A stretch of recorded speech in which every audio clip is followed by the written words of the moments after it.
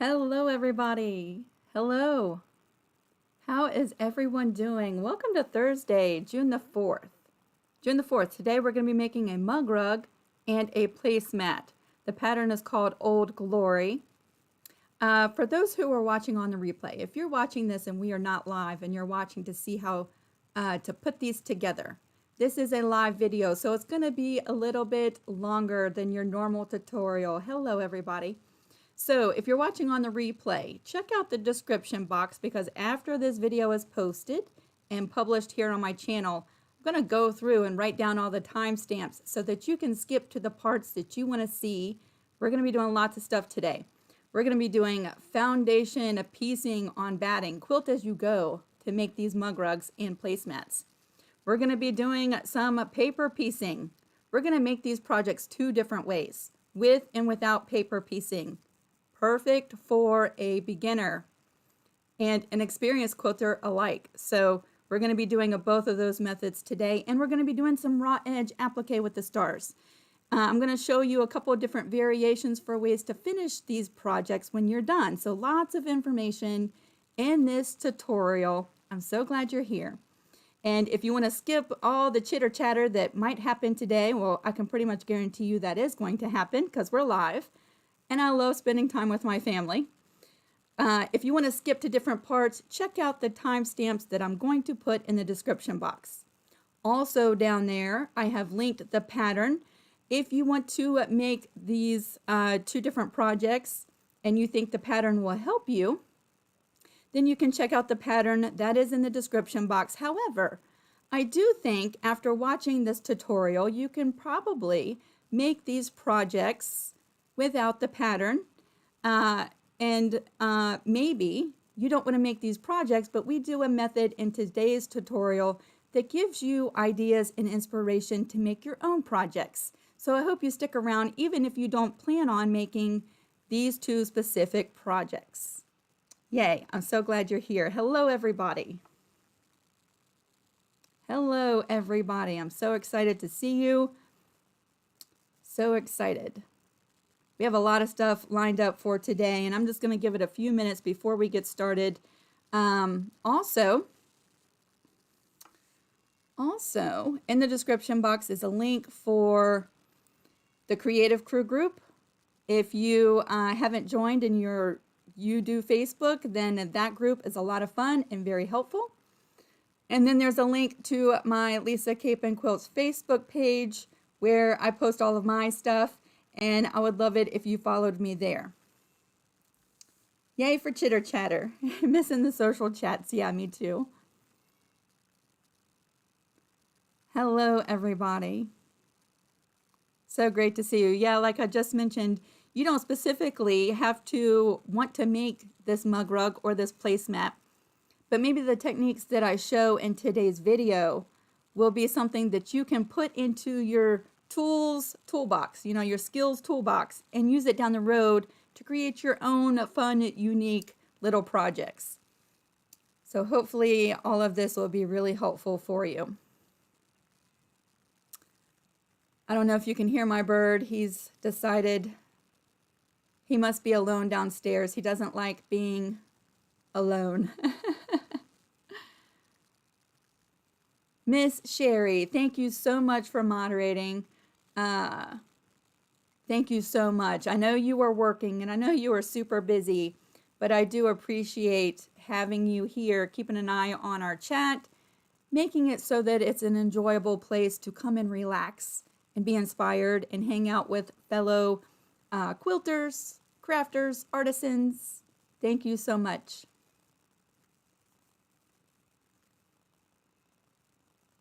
So I did release this pattern yesterday. I want to just take a second.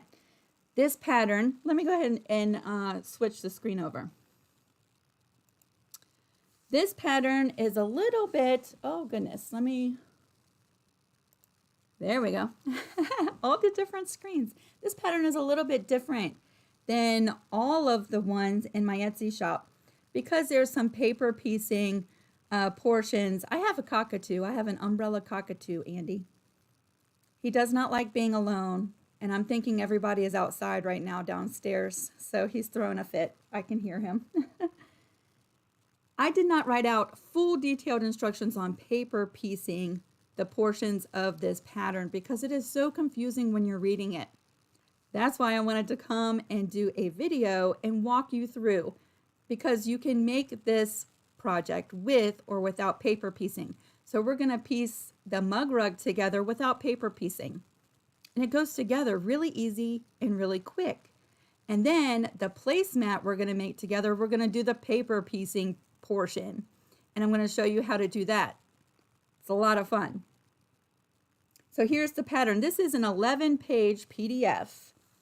Just to let you know, if you do purchase this pattern, there are actually 2 files to download. There's this 11-page PDF, and then there's a separate SVG file. It has both of the stars, the one for the mug rug and the one for the placemat. Both of those are in that SVG file. For those of you who like to cut your applique out with cutting machines that accept SVG files, if you don't have a cutting machine and you're going to do your applique the way that I do it in this video, then you can just leave that SVG file right with Etsy. There's no need to even download it. Hello, Carol. Thank you for keeping an eye on my chat today. I can rest easy. I can rest easy and focus on doing the projects. I know I'm in good hands with our moderators. Thank you so much.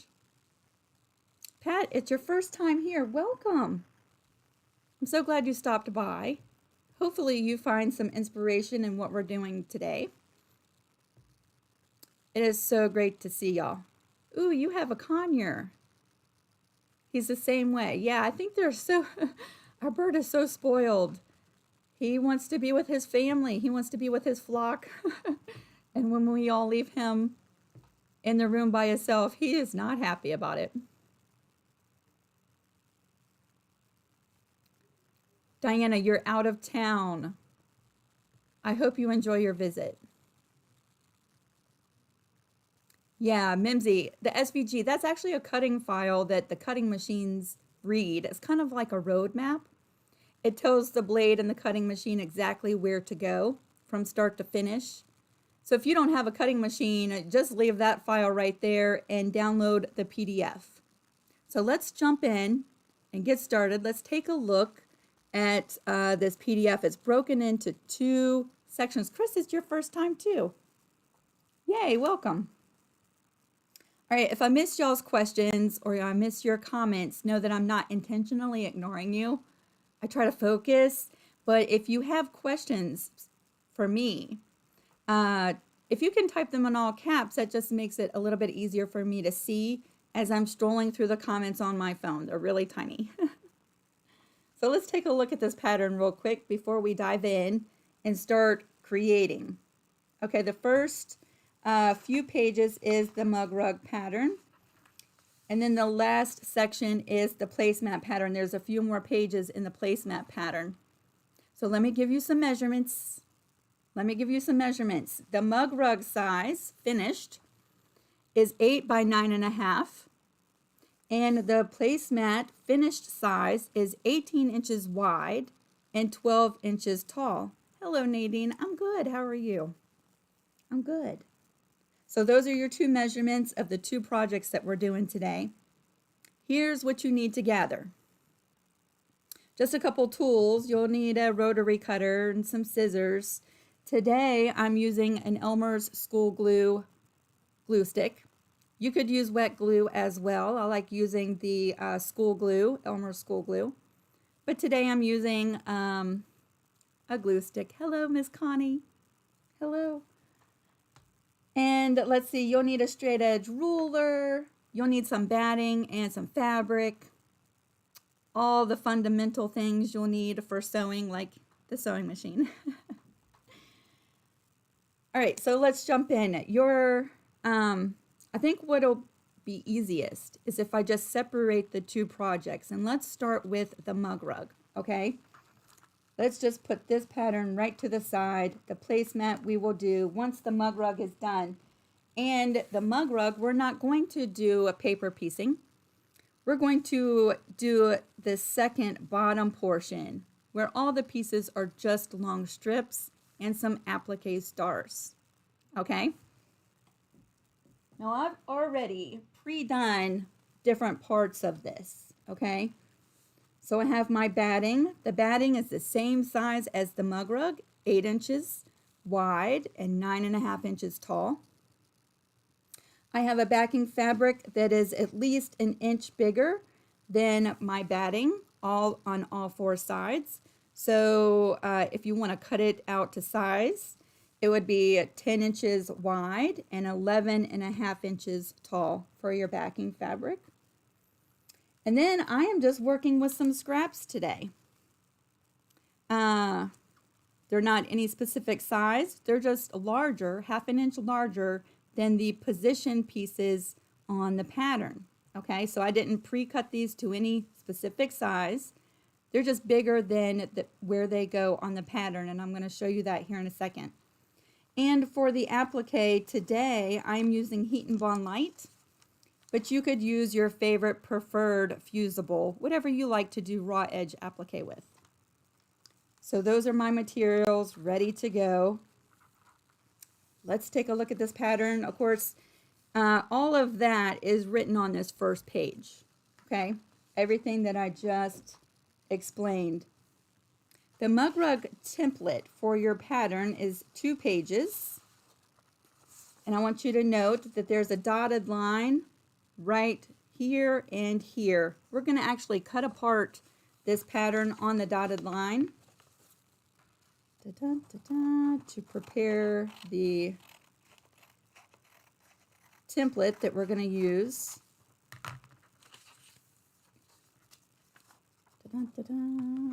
How is everybody doing? My hands are a little shaky today, y'all. Little shaky today.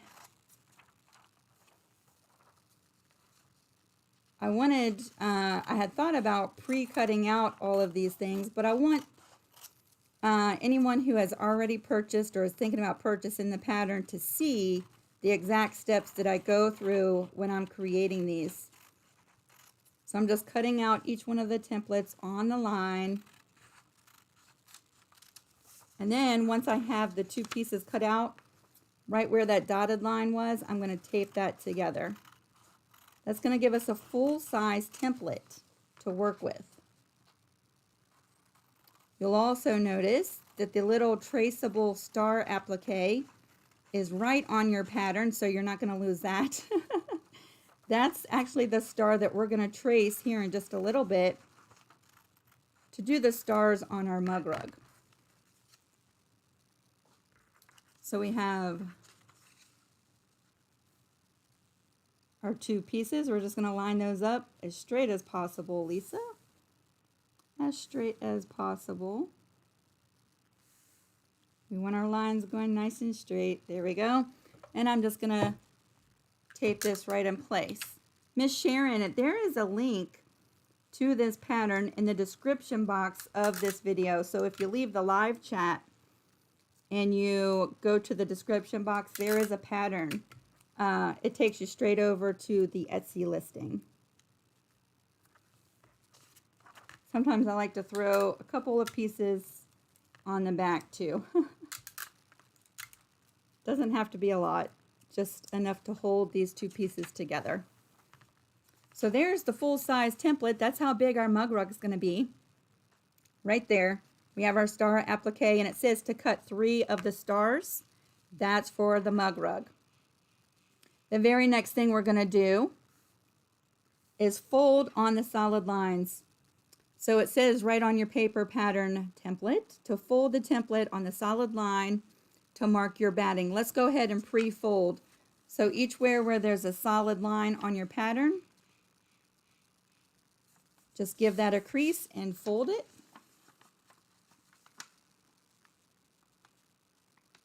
This is going to come in real handy here in a second. Fold there, and then 1 more. So there's 3 folds on the mug rug.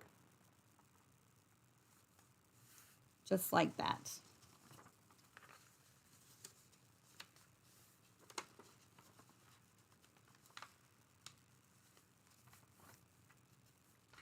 one more. There we go. Correct. This is a paid for pattern, Miss Terry. However, I'm thinking that after watching this, most people or a lot of people can probably get an idea of how it's made and create your own templates, right? Or inspire you to make another project using this method. So there's our mug rug template right there. And then we have two more pieces. Now this is going to be if you are doing the paper piecing portion. This one we're going to make a little bit different with solid pieces. We're not doing paper piecing with the mug rug.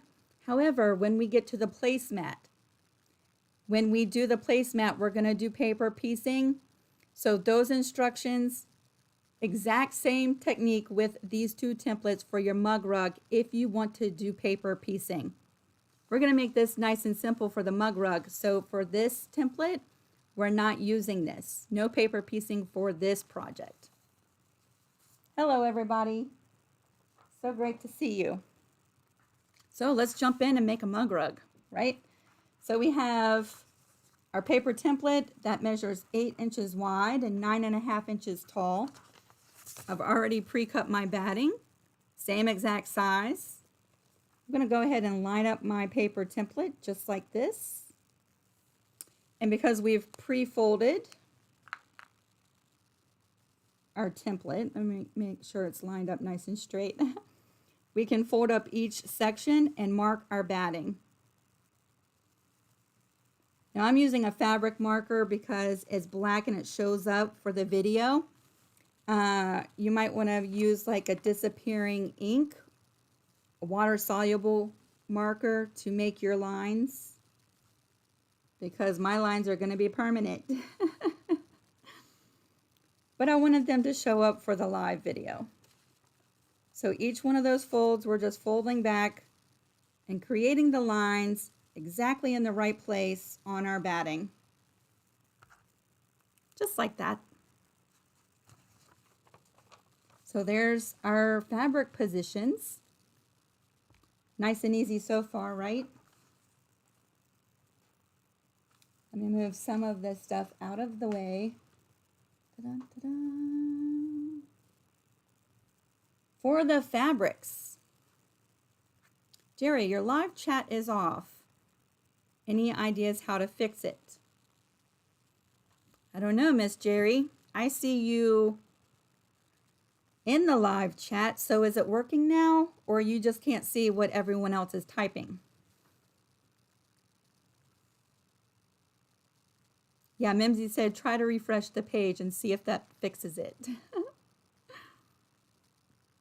Now, the fabrics that we're going to use, I did not cut to any pre-size, any pre-measured size. I just want them bigger than the actual position where they go. So this wider section up here is going to be blue. We want the blue fabric to extend at least 1/2 inch, I would say, over top of all the raw edges, the 3 raw edges, and 1/2 inch beyond this line that we just created with the template. Oh, Bernadette, you have a Singer patchwork machine. I love my Singer patchwork. So you see, it's a lot bigger. I'm using scraps. So I didn't have to pre-cut a bunch of stuff. I just went through my scrap baskets and grabbed fabrics that were bigger than each one of the position sizes. So that saves a little time too, right? Jumping in, I'm going to move my pressing board over. I have all of this stuff in the way. Dun, dun, dun. Let's move this right on over so you can see. There we go. I have my pressing board. I have my iron warming up. Let's jump in. Let's jump in. Yeah, I love my Singer patchwork machine. Hello, everybody. Hello. So let's start with the blue fabric. The blue fabric, we are going to lay the pretty side up. And I know that's hard to see because I'm using a solid and it kind of looks the same on both ways, right? But when you place your first fabric down, the blue fabric, you're going to want that pretty side up, okay? I'm going to go ahead and just apply a little bit of glue stick right in this position here. I'm going to bring that over to my pressing board. Can you see that? I need to scoot up a little bit. Wrong way. There we go. So there's my first position. I'm just going to lay some blue fabric right over that, and I'm going to make sure it extends beyond all of the lines, right? Nice and flat, and I'm just going to dry that glue. Yes, I love my Singer patchwork machine. She is a faithful, hardworking sewing machine. She pieced together so many t-shirt quilt tops. She worked really hard, and she was faithful every day. Thank you, Barbara. Harlan picked that up from, NASA has a little gift shop where he works. He picked that up for me because they had a purple one. So we're just drying that glue just like that. Ta-da. So guess what? The very first thing we're going to do next, see that little line right there? We're going to trim this fabric, leaving a 1/4 inch that extends beyond this first line right there. So I'm just going to fold my batting till I see that line. I'm going to try to keep it nice and straight, just like that. Folding the batting on the line, and all of this fabric extends beyond that. I'm going to take my straight edge ruler and line that up with the edge of my batting, leaving a 1/4 inch beyond the batting, and we're going to trim off all of this extra.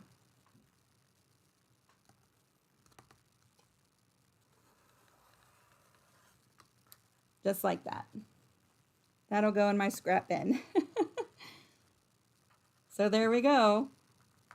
We've added the blue fabric in position. Next, we're going to add a white strip. Ooh, Beverly, you got the Fiskars cutting mat. Yay! I love my Fiskars cutting mat. Hello, Deborah. Yeah, take good care of your machine, Bernadette, and she'll take care of you. We're going to next add the white strip. What are the measurements of the mat you are currently using? This is 24. I have stuff covering the measurements. I think it's like 24 by 36 or 25 by 36, something like that. The next strip is white. The blue we put onto the batting pretty side up. The white we're going to put pretty side down, and we're going to line up the raw edges of the white fabric with the raw edges of the blue fabric, and we want to make sure that the white extends beyond both sides of the batting. We're going to trim all that up and make it pretty at the end, but you want to make sure that your fabric strip extends beyond the batting, okay?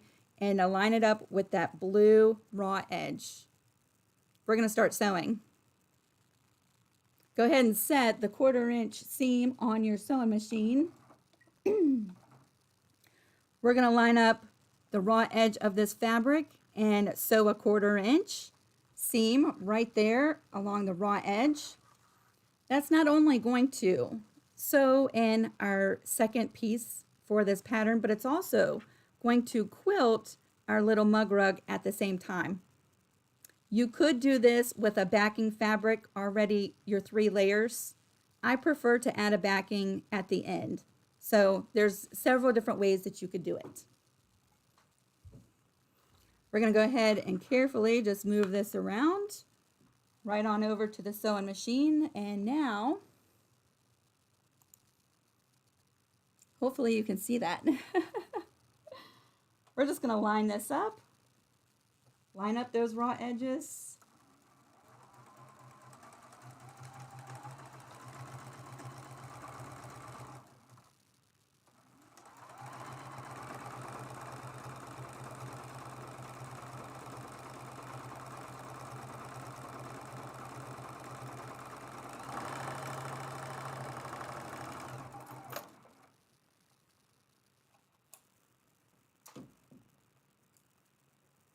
have strings everywhere today. So there is our first seam. There's our first seam. I'm going to take my glue stick. I'm going to apply some glue in the very next section. This section is actually for the white strip that we just added.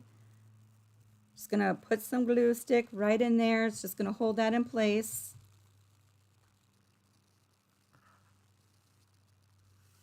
We're going to flip that white section over and just finger press that. Nice and flat. And then we will dry the glue with our iron, and basically we are just repeating this process over and over. So let's dry that glue.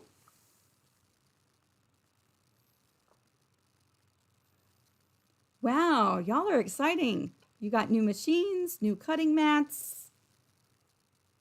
Anybody else get any new toys here lately?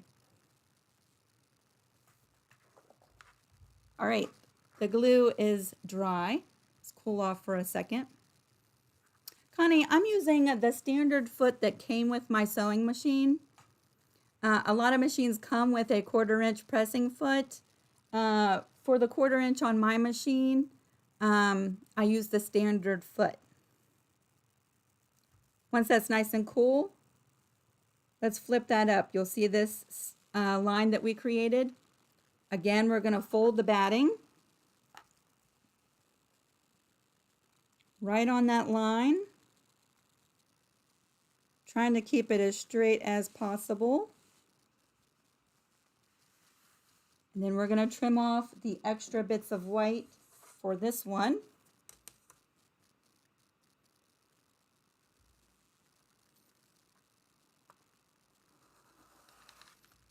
That'll go in the scrap bucket.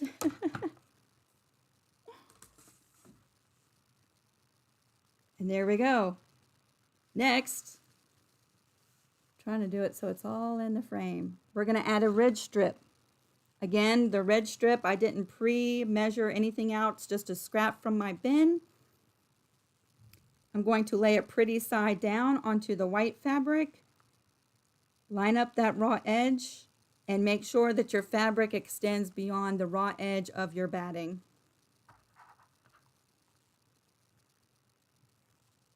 Very true, Connie. If you're using an erasing pen, a heat erasing pen, when you press, the marks will go away. So if you've used a heat erasing pen to do all your marks, make sure you don't press or get any heat on your next sewing lines, because you will lose them.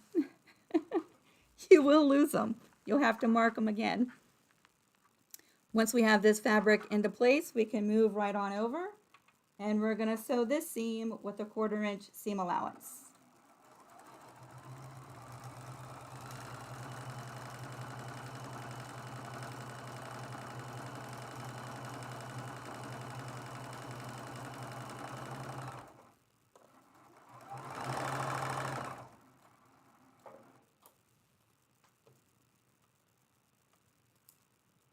Trim.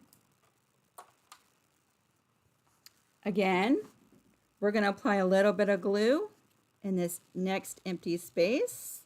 This is the space where the red fabric will turn down onto. Ooh, you got new applique turning tools. Whoa, Beverly, you got the ultimate 3-in-1 color tool to help choose colors that go together. Ooh, you'll have to take pictures and share that in the creative crew so we can see what that's all about. Once this is finger pressed over, we're just going to iron that nice and flat and dry that glue. Jerry, you got a 16.5-inch ruler for your next t-shirt quilt. That's a good size ruler. I don't have that one. The biggest one I have is 15 inches. So that glue is dry.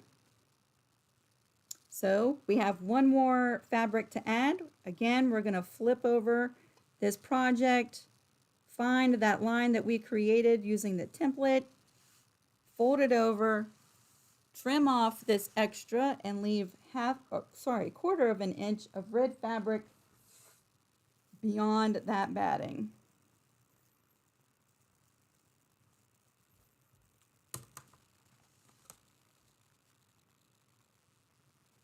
Just like that.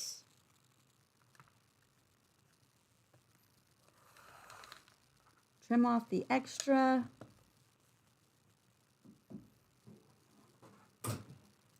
Flip it back over, and we have one more piece of white fabric. Again, it's bigger than the position it's going to go in. I'm going to match up the raw edge. This again will go pretty sides down. I know it's hard to see because I'm using a solid, but I just pulled some scraps. If yours has a pattern on it, you want to lay it pretty side down onto your red fabric and making sure that it extends beyond the raw edges of your batting. One more seam. See how quick this goes together?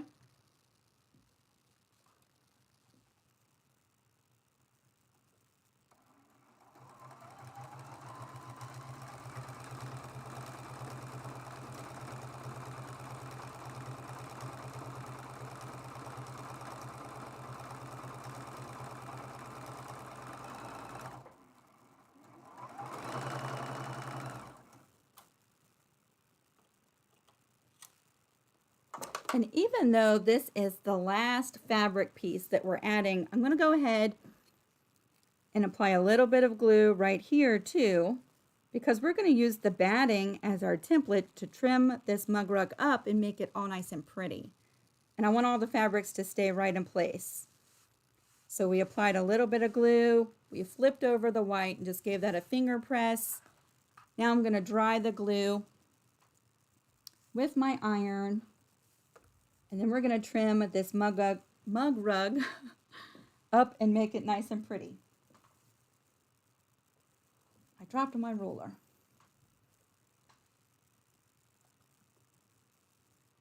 Hello, everybody. Oh yeah, if you have huge logos on your t-shirts, then you probably do need a 16.5-inch ruler would come in handy, wouldn't it? All right, so there are our 4 fabrics into place. We're done sewing for a second. Just let that cool off for a second. Yes, the sew as you go. This is quilted. You would not have to do any additional quilting to this if you did not want to. Isn't that great? Plus, when we're done, we're going to use the batting as our template to cut all of this raw edges right off and make this mug rug nice and pretty. So I'm going to go ahead and line up my straight edge ruler with the very edge, the raw edge of my batting. And now I'm just trimming off everything that hangs off the side.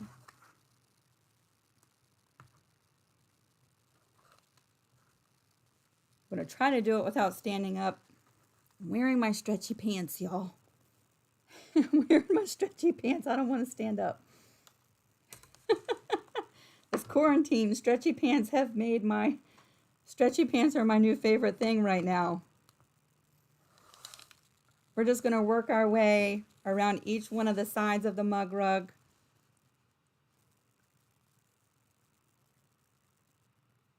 Just like this, using our straight edge ruler and cleaning it right up.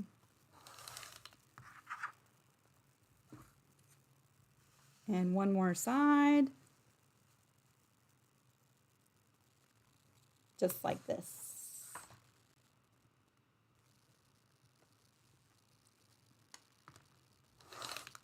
I love mug rugs. I have them everywhere. I have one right here. I have one on my desk over there. I have one on my nightstand. I like making my mug rugs a little bit bigger so that if I want to use them as a mouse pad and a little drink holder, it's big enough to do that. So here is our mug rug. Isn't that gorgeous? So simple, right? Very simple. So one of the fun things about quilting is that there's always more than one way to do anything, right? We could apply our stars right now and sew them into place while we do not have a backing, or you can put your backing on and sew your stars down, and that's what we're going to do actually, I think. So many different ways that you could do it. You could also even come in and do additional quilting in these spaces if you wanted to, right? All kinds of stuff that we could do. Let's go ahead and move over to the stars. Let's set this aside for a second. I have a piece of Heat and Bond Light, and I have some scrap fabric that I want to use as my stars. Dun, dun, dun, dun. I'm going to bring back the paper template because it does have the tracing template for the star for the mug rug on it. And it says right on there to cut 3 of them out. So right onto my Heat and Bond Light. Where's a good pin that you can see?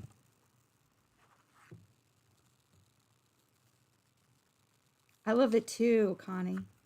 We're just going to trace 3 stars. My tracing skills are not so great today. My hands are shaky. So they're gonna look a little rough. I'm just tracing 3 of them. When we get to the placemat, I've already cut out the stars for that mug rug, so that'll speed up that portion of the video.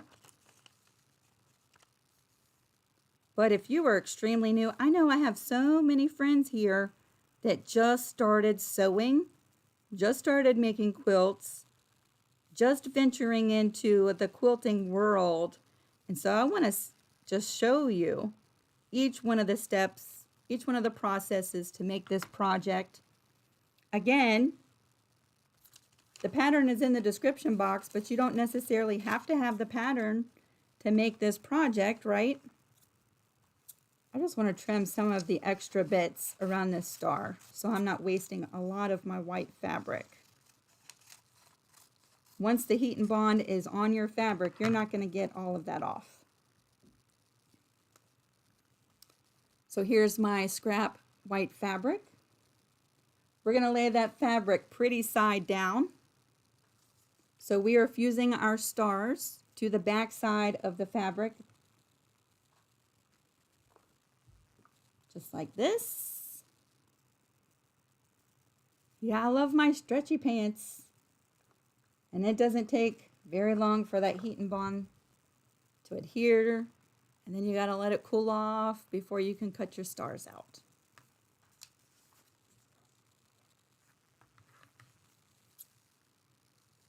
So great to see everybody.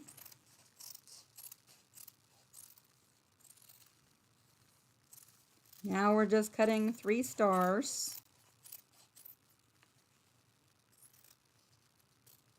So what has everybody been working on? What have you been working on in your spare time? Give me a second as I cut out each one of these stars.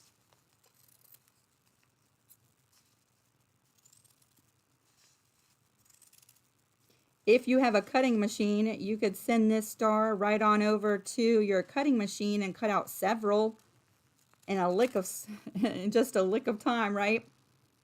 Did you cut out your stars with the scan and cut? You can. If I were making a whole bunch of these mug rugs, then yes, I would send them over to the scan and cut. There is an SVG file that comes with this pattern. And you get 2 different size stars, the one for the mug rug and the one for the placemat. But since I'm just making one mug rug, I'm just going to show you how to use the tracing template. If I were making a bunch of these as gifts, or if I wanted to sell these at a craft fair, and I was going to make a whole bunch of them, absolutely, I'd send them right on over, and the scan and cut would cut them out all perfectly, several at a time. And it would save me so much time.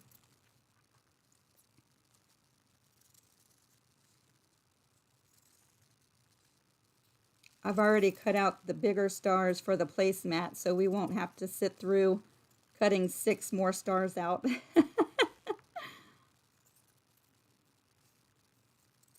I think you'll get the idea with me doing these 3 for the mug rug.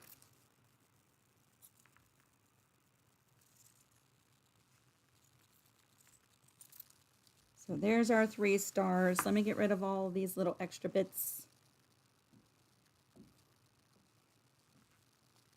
We're going to peel back the paper and remove the paper from the heat and bond, and your star should be shiny. I don't know if you can see that in the light, but that's the adhesive left on the back of our stars. Miss Bell, yeah, it's on my Etsy. It's in my Etsy shop, and there's a link to the pattern in the description box. It'll take you right there. But you can find it on my Etsy, in my Etsy shop too. So there's our 3 stars. That didn't take that long. We're going to move this right on over to our pressing board. Make sure that you can see that. There you go. And I'm just going to put these stars right into place, and we're going to fuse them.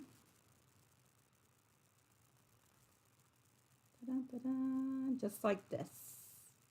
Remember, if you're going to put a traditional binding on your mug rug, you want to stay away from like a 1/4 inch away from your edges so that you don't actually bury the tips of your stars when you do your binding. I'm just going to try to line those up just like that, and we're going to fuse them right into place. Heat and Bond Light is not permanent. You can sew through it, but if you're really new to quilting and you're intimidated by doing applique, you could get the Heat and Bond. Words are hard today. Heat and Bond in the rid package, and then you don't have to sew those at all. They're done. So there we go. This is the front of our mug rug. We just have a few things left to do to finish this up, and I'm going to take a sip of my tea.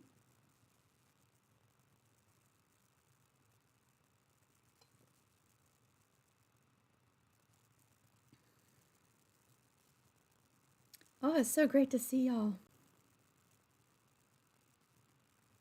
Carol, you've been working at your Happy at Home quilt blocks. Yay! All right, where is my backing fabric?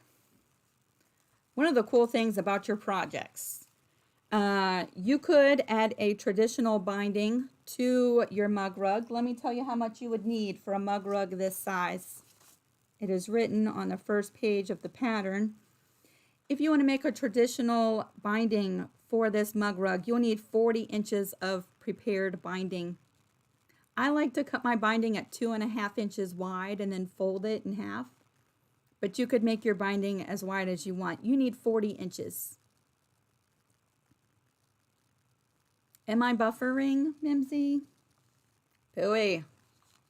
Nadine, today I am drinking Earl Grey tea. I finally bought some. I hope I'm not buffering. So 40 inches of prepared binding if you want to do it that way. So that's an option if you want to do a traditional binding on this. You could also use the back as your binding. And so that's why in the pattern I gave you measurements for the backing to be 2 inches bigger so that you could use the back of your mug rug as your binding. If you've never seen how to do that, I have videos on my channel on how you can use the back as your binding. Just folding it in half one time and then folding it onto your project just like this. Oh, you can't see that because it blends right in.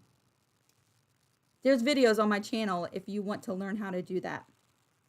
Today, I'm going to do something totally different. I sometimes like to finish my mug rugs with a zigzag stitch all the way around.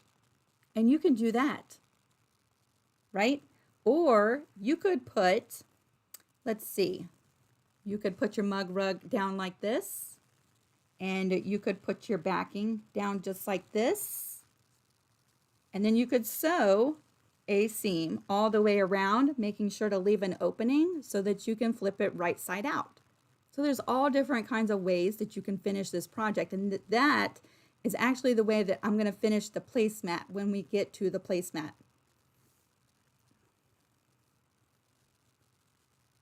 Before I do anything though, I want to go ahead and stitch down these stars. But when I do, I want it to also serve as the quilting. So we're going to stitch the stars and quilt the stars all at the same time. I think I'll also run a stitch of quilting maybe here and here just to add an accent. It's already quilted, but I like the look of being able to see the stitch line, and that's just me. So many options. For this, I'm just going to use a straight stitch on my sewing machine. Thank you, Pauline. Yeah, I thought it would be helpful to walk you from the very beginning, right? I actually have a gray thread in my machine. Ordinarily, I would probably use a white one to do this. I'm going to set my machine up on a straight stitch. I'm going to increase the stitch length to, let's see, on my machine, I'm going to go with a 2.8. You might want to test out your stitch length on your machine because they're all different. And now I'm just going to do a straight stitch on each one of these stars all the way around. Let me, dun, dun, dun. There we go. That's going to sew down our stars permanently and quilt our mug rug at the same time. The star will have a raw edge on it. That's okay though.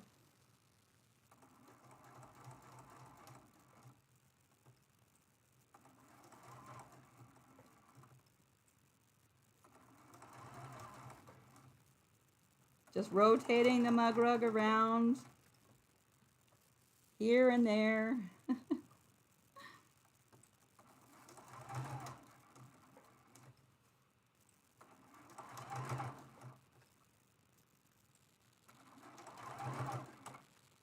Like this, like that, like this.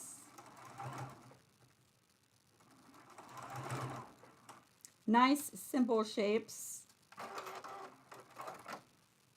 Just a bunch of different angles. You'll be rotating the mug rug around.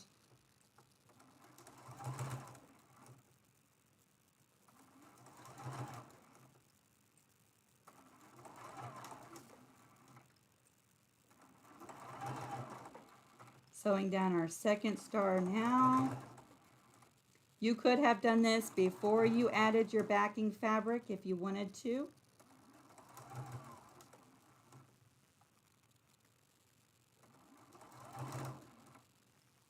Rotating.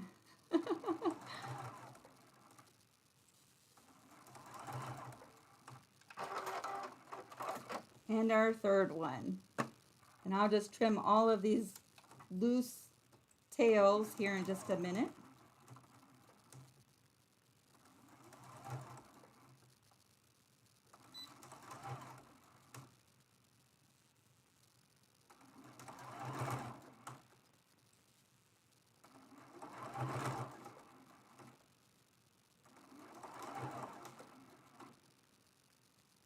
Rotating, almost done.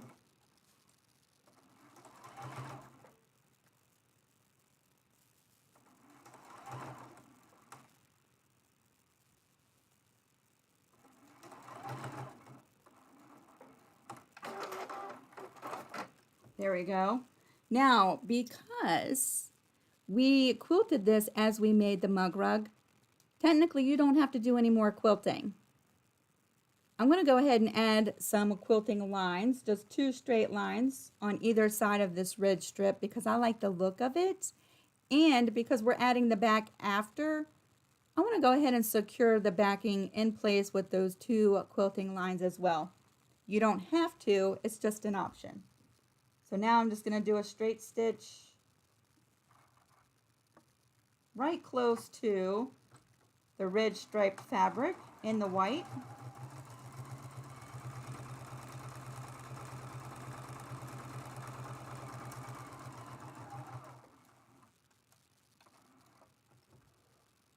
And then I'm going to come back down at the other side.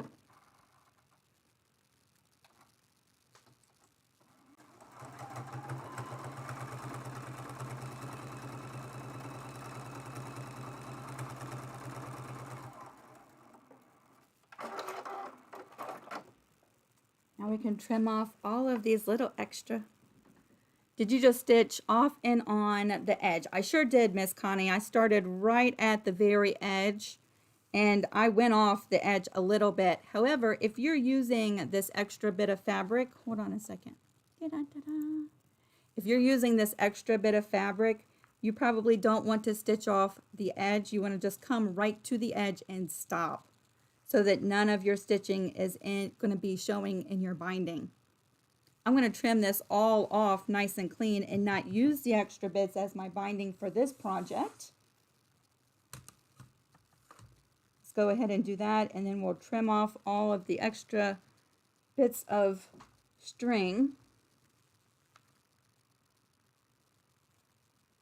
Again, you could make a traditional binding and bind your mug rug with it. You could finish it just like we're going to do with the placemat. Lay your backing on top and sew around all four sides and then flip it right side out. You could use this as your binding, or you can do what I'm going to do. And I'm not going to do the whole thing, but I'm going to show you what I would do. And I like to do this for some of my mug rugs or smaller art projects. It's just one more option that I wanted to show you.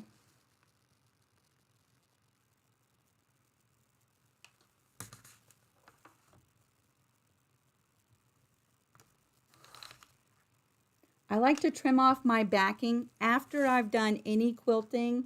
That way, if there's any pulling towards the middle with my quilting, I know that my backing, if I do it and wait until the end and do it, is not going to shrink and expose my batting on the back side. Okay, so you can see there's my quilting. I'm going to just trim off these little extra threads. Got fuzzies. And we can trim these thread tails.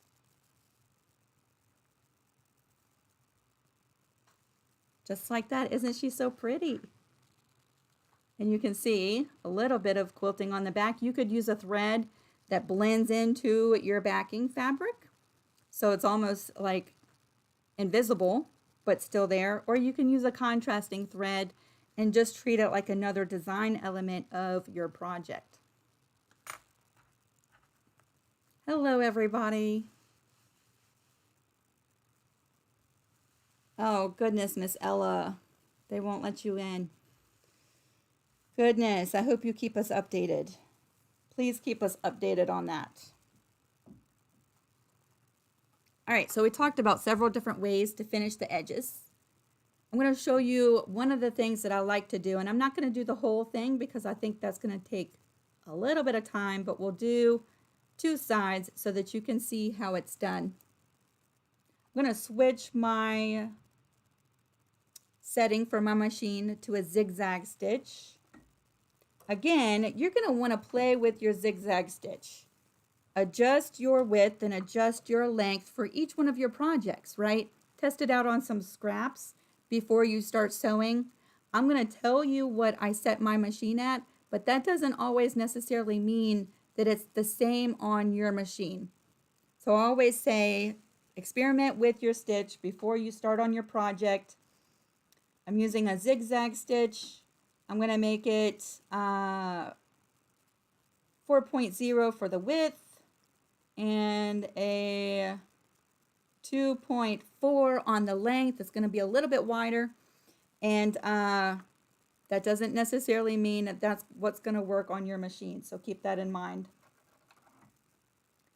Then I'm just going to go around the whole entire edge with a zigzag stitch.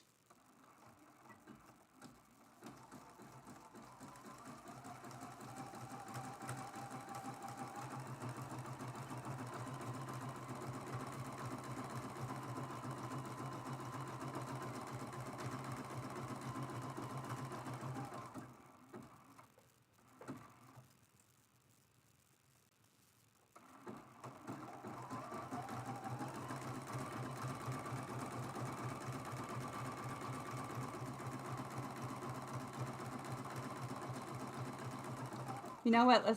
That didn't take that long. Let's just go ahead and do all 4 sides. That didn't take that long.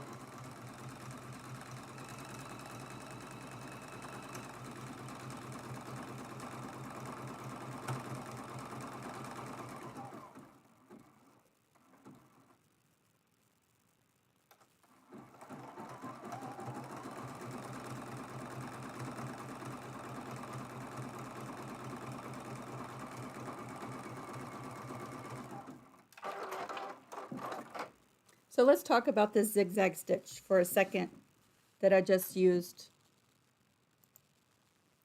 I used a wider, looser zigzag stitch. I still have raw edges that show in between all of my stitches. If I wash this using this wider zigzag stitch, I might get some fraying on my ends. And I kind of think that that would be cute, like shabby chic, little frayed edges. I sometimes like that with my projects, and I think it would be really cute for this. If you want less chance of your edges fraying, but you want to stitch your edges instead of doing a binding, you might want to use a zigzag stitch that is closer together so there's less of the raw edge exposed. Okay? I kind of think it would be cute if the raw edge frayed a little bit, sort of like a rag quilt. You know how those do the little frayed seams? I think that would be cute for this project, and I wanted to show it as a possibility. Come in closer, please. I can't really move my camera, but let me show you. Let me move that closer. And it might not be very focused. Oh, it's not that bad though, is it? There we go. So it's a very loose, wider zigzag stitch. Again, if you want less chances of a frayed edge, but you want to try this to finish your mug rugs, then use a zigzag stitch that is closer together. But look how fast that was, right? Versus doing a traditional binding or using the back as your binding, which are all excellent ways to finish this project too. So I think that's really cute. Of course, I have some strings and some fuzzy bits that I would clean up. But yeah, so that's the mug rug, and that's how you can make the mug rug or the placemat without paper piecing and just using scraps to fill in all the positions on your patterns. You could use a blanket stitch. You could do that as well. My zigzag was 4.0 the width and 2.4 on the length. That doesn't necessarily mean that your machine is going to look like this, but give that a test on some scraps and see. You might need to make some adjustments because all the machines are different. Ella says, I hate binding. Binding is not my favorite thing to do. So when I have small projects like this, this is sometimes how I will finish them. If I want it to be a more finished edge though, like I've done some mosaic little art quilts about this size, I will go a couple times around the edge or do a stitch that is closer together to give a really nice finished edge to my project, and then there's really no chance of the fraying, like what would happen with this stitch being this wide.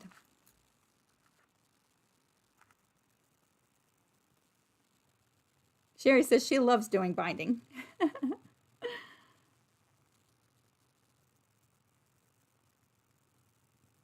Thank you. Thank you, everybody. But guess what? We have one more project to do. If you want to stick around, I'm going to show you the paper piecing portion of this project. We're just going to take a breather for a second. Whew. I think this mug rug is so cute.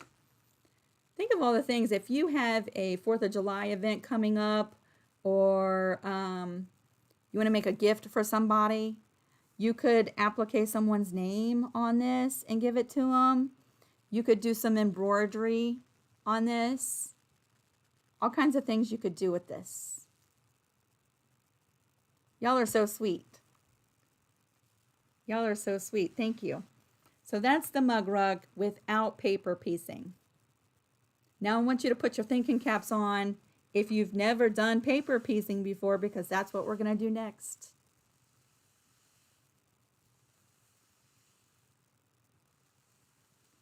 Jerry, making placemats and doing binding, traditional binding on your placemats is perfect. Perfect practice. Yes. You get to those corners really quick versus on a quilt, right? You get lots of practice doing the placemats. That's good. So there's our mug rug. I'm going to put that out of the way.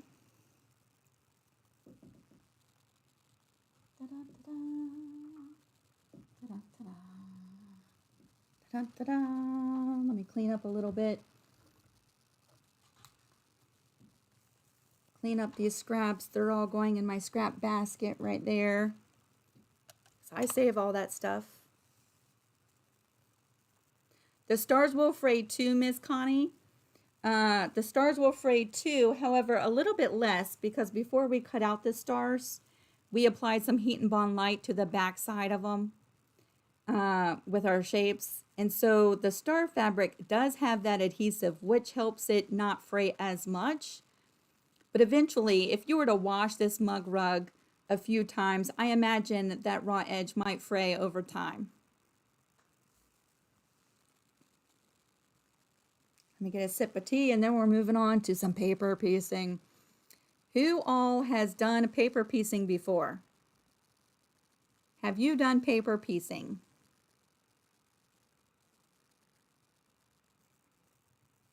Yeah, Miss Rachel, you'll just have to go back on the replay.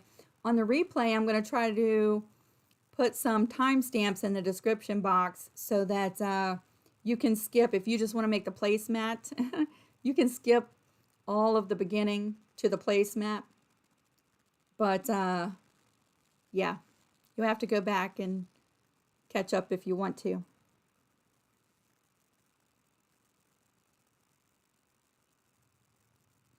Miss Pat, I hope you have an awesome day. Hope your day is awesome. No paper piecing, no paper piecing. Nope, not really. Sherry's done her koala paper piecing. Valerie's done a little bit. Mimsy has.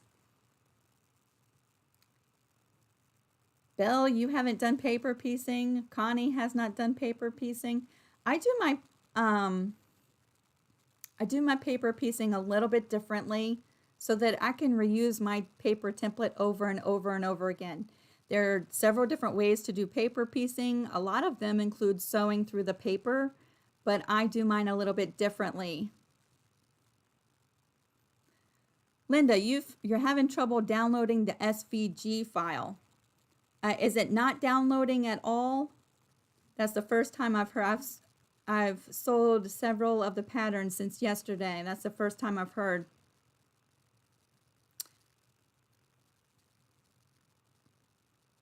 What you can do, Miss Linda, is send me a message on Etsy, and this afternoon I'll go over to Etsy and I'll get your email address and send you the SVG file through email. Sometimes Etsy messes up the files in the transfer process. I don't know why. I don't know why that happens. Every once in a while they get like corrupt, something happens and they glitch. So if you're having issues with the pattern, just send me a message on Etsy and it'll be sometime this afternoon and I'll email it to you.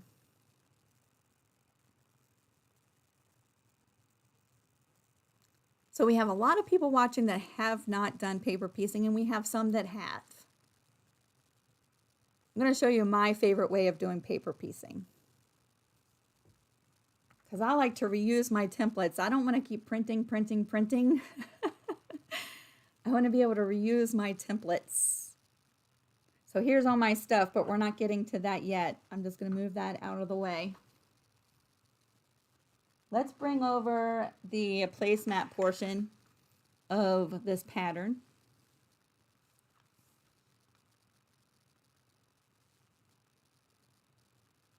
Oh, you can't open it. Yeah, you'll want to open the SVG file with whatever program operates your cutting machine. like Canvas, Brother Canvas Workspace, that's the program that you would open the SVG file with. Absolutely. If you just try to click on it and open it, it's going to either look funny or you're not going to see anything at all. So, yeah, go to your cutting software and open it there. Susan, where would you get letters to cut out for names? Well, I know a lot of cutting softwares, if you're using cutting machines, come with fonts. I do have a couple of kits in my shop for applique letters, different styles of letters in different sizes. But I'm not the only one who offers those. So look around on Etsy and Pinterest.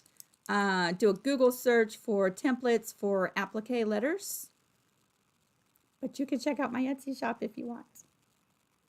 I always feel bad just plugging that in there, but or you can draw your own, or you can create your own in a program like Word, print them out and trace them. You could do that too.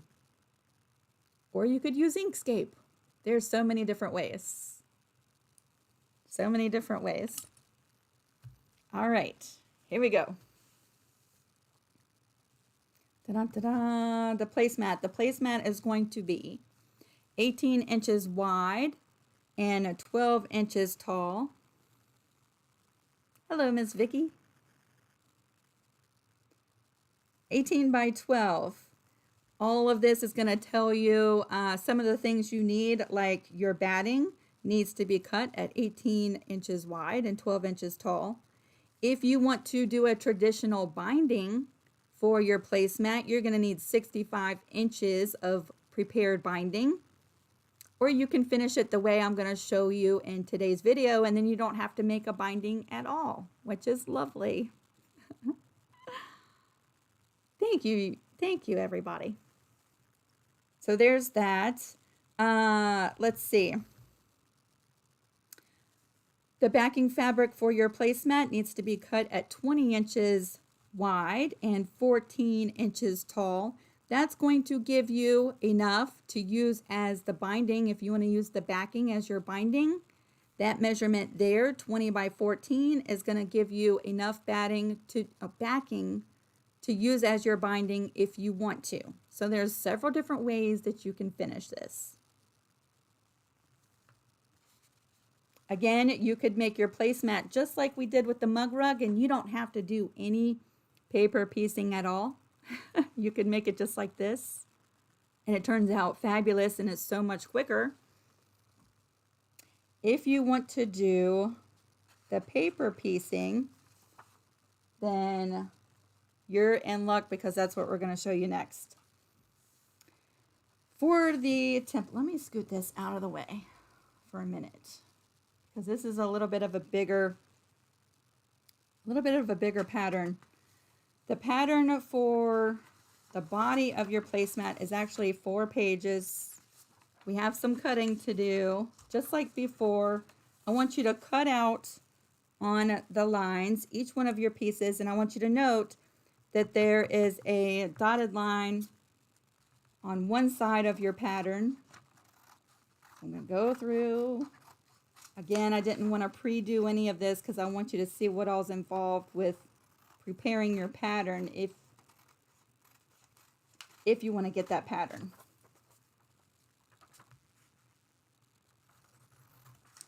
Ta-da, ta-da, ta-da. Does anybody have any plans for this weekend?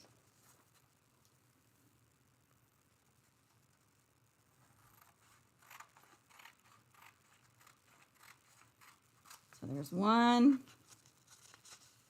Linda, you got it. I'm so glad.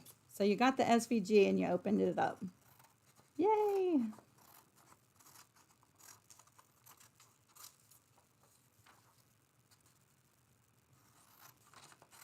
Cutting, cutting, cutting, cutting.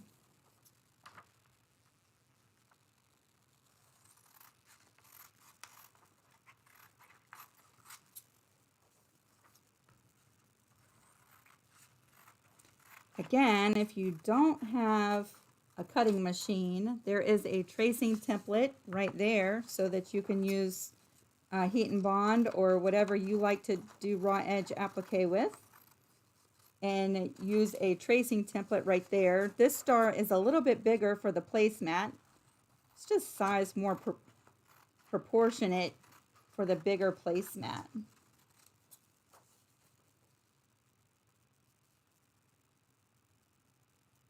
Miss Hazel, this pattern is not in my Dropbox. It's actually in my Etsy shop. There's a link down below in the description box. Or like I said in the very beginning, you don't necessarily have to have the pattern. The pattern is going to make it quicker. You won't have to create your own, right? And especially for the paper piecing. If you want to do the paper piecing portion, it might just be faster to get the pattern, but you could absolutely make your own. Absolutely. Or just watch the video and be inspired. Maybe learn something new, a new technique, or inspiration for a project that you want to create that is custom and unique to you, right? All right, I'm on the last one. I'm taking forever to cut these 4 pieces. Taking forever. All right. I want you to take a look at the box, so the paper portion that is labeled number 1. It's going to tell you the finished size of your placemat. But you're also going to see this little grid right here, and this is just going to show you the order in which you tape all of these together, okay? It just shows you right here the order in which you tape them together, so it's not really confusing when you have all 4 of these pieces just laying there. So once you have them cut out, you're just going to line them up and just tape them right in place like that and like that. So great to see everybody today. So great to see you. Again, I want to just give a shout out and thank you to my moderators. Thank y'all so much. I appreciate y'all so much. It's hard enough to focus on what I'm doing and not mess up. I don't want to have to worry about any silly nonsense going on in the chat area, so I'm really thankful for you. And then we have our last piece. And once you tape that into place, this is going to be the finished size of your placemat.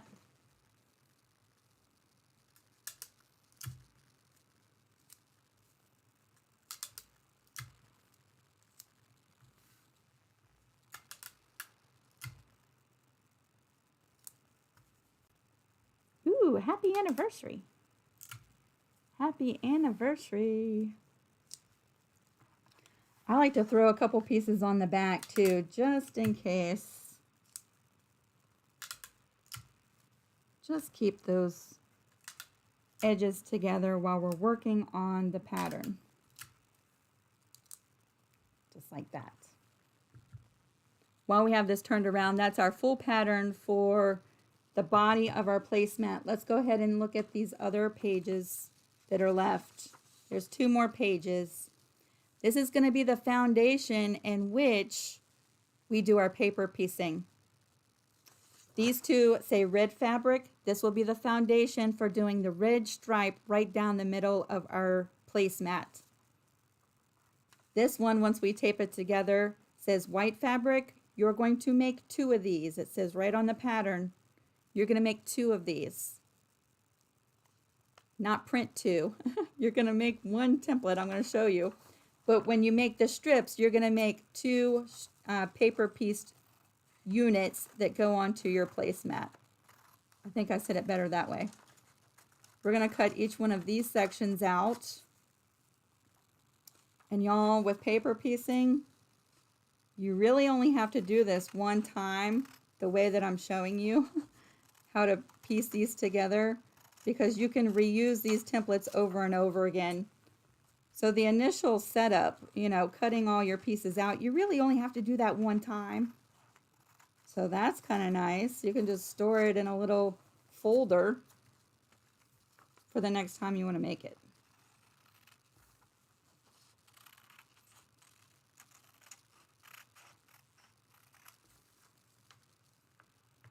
I think I missed something. Jadira, you're having internet issues?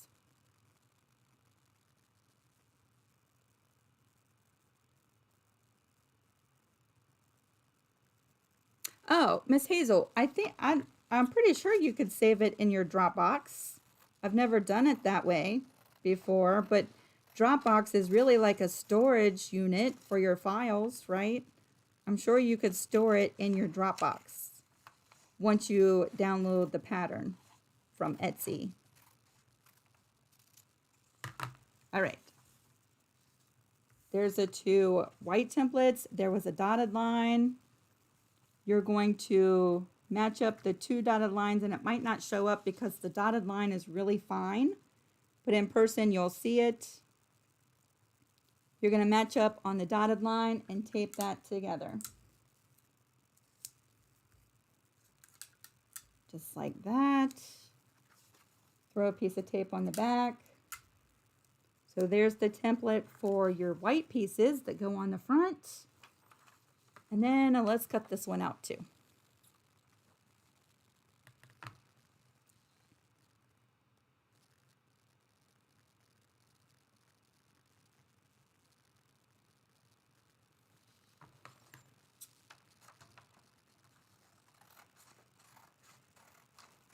Just letting you know, if you have any questions for me, if you put them in all caps, it makes it really easy for me to go back and find your questions.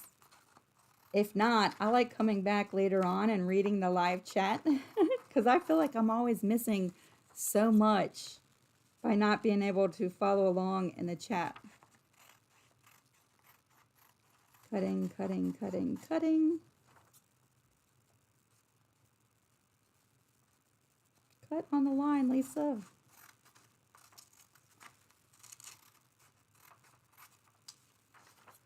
Yeah, I'm kind of really glad that once you cut out your templates, you don't have to go through this each and every single time you want to make this. There's just one initial setup, that's it.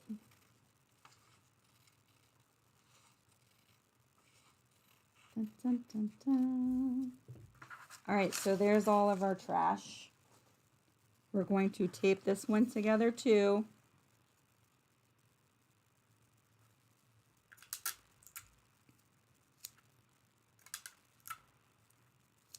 And one piece of tape on the back. And there we go. That's preparing your templates from the pattern. Now guess what? Just like we did with the paper pattern for the mug rug, each one of the solid lines on this template here, we're going to fold the pattern on the solid line. Just like this. I'm just going to go through, find that solid line, and just fold the template and give that a good crease. It's going to come in handy here in just a minute. Going through. And if you want to make the mug rug paper pieced, you would follow these exact steps for that pattern as well. Try to make your folds as nice and straight as possible on those little solid lines, like that. I'm glad you only have to do this one time, right? The first time always takes the longest.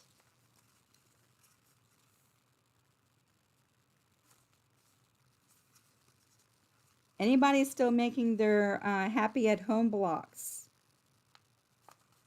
Quilt blocks from the series we did during the shut-in. Is anybody still working on those?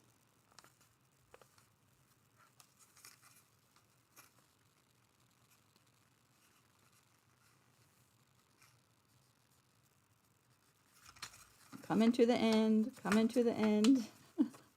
Just have a few more to fold.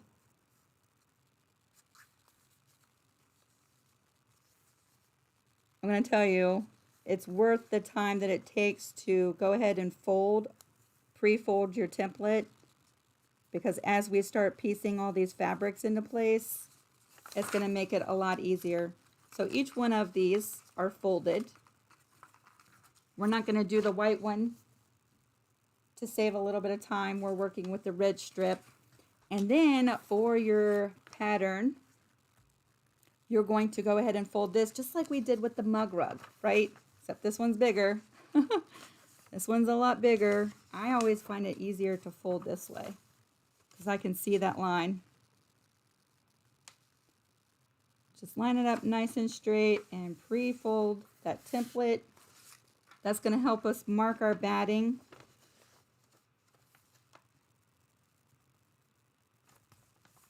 Nice and straight like that. Hopefully that's straight. Da-da-da-da. So much work to do.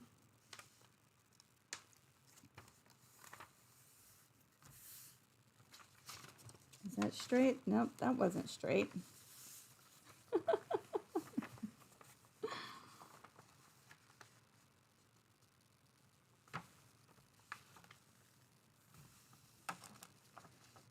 I'll get this pattern folded straight, and then I'll go through and check to see if we have any questions. Hopefully that's straighter.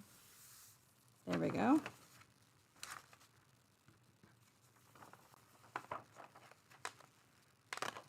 Dun, dun, dun, dun, dun. Can you please cooperate, paper?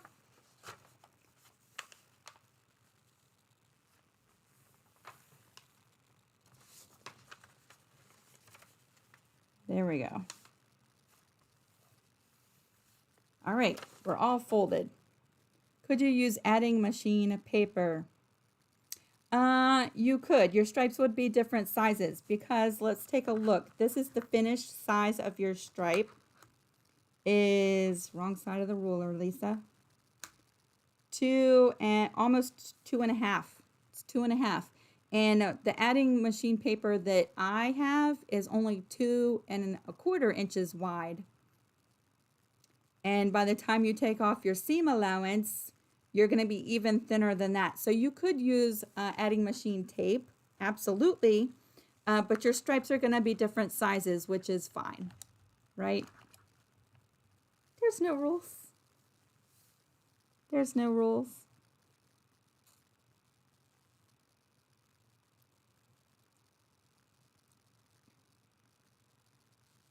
Just scrolling through. I think we're good.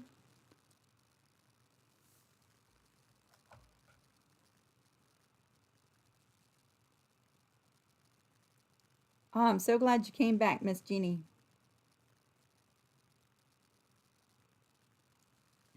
Ooh, that tea is good. All right, so all of our patterns are pre-folded. I showed you a second ago.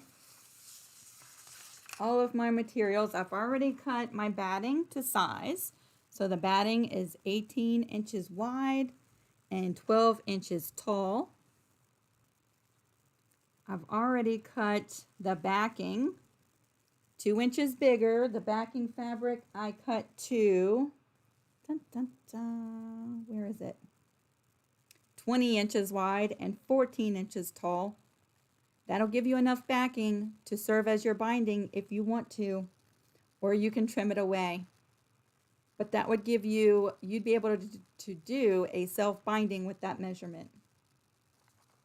So there's my backing. I'm going to put that off to the side.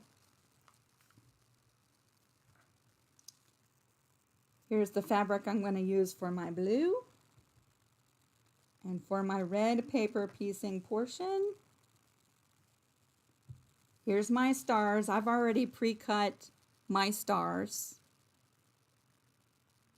On the star, I did sew inside the star. Let me show you a close-up of that.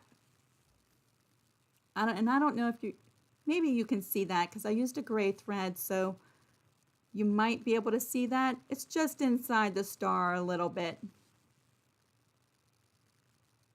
Maybe you can see it. Just inside that raw edge. I went ahead to save some time in this video and I pre-did the 2 white strips. Where's the end of it? There it is. So this is what we're making. That's the paper pieced portion strip for the white. I made 2 of them. And we're going to do the red one together so that you can see how that's done. Ta-da! Isn't that pretty? One of the advantages of paper piecing is I think it gives you such preciseness with your piecing without having to be so precise. There's a little bit of freedom and a little bit of leeway with paper piecing because really the foundation of paper does all of the work for you. You're just sewing and trimming and pressing, right? So there's the 2 white strips. I've already gone through. We're going to do 6 stars for the placemat. They have the heat and bond and I've already cut them out. They're ready to be fused when we get to that part. And this is what we're going to do, except we're making the red stripe together. So I'm going to set him aside right over here, and I have some red scraps. Again, these fabrics, I did not give you sizes to pre-cut because I want you to be able to use scraps from your stash. And they just need to be bigger than the placement. So this is your finished piece that you need, and your fabric needs to extend beyond the edges of your foundation paper. Okay, no predetermined size. They just need to extend beyond the edges of the paper and beyond the edges of the position that you're adding them to. Right? All right, so here's my red fabrics. We're going to move this out of the way because I'm going to have to bring my pressing board back. And do we need this anymore? No, because we've already traced the star.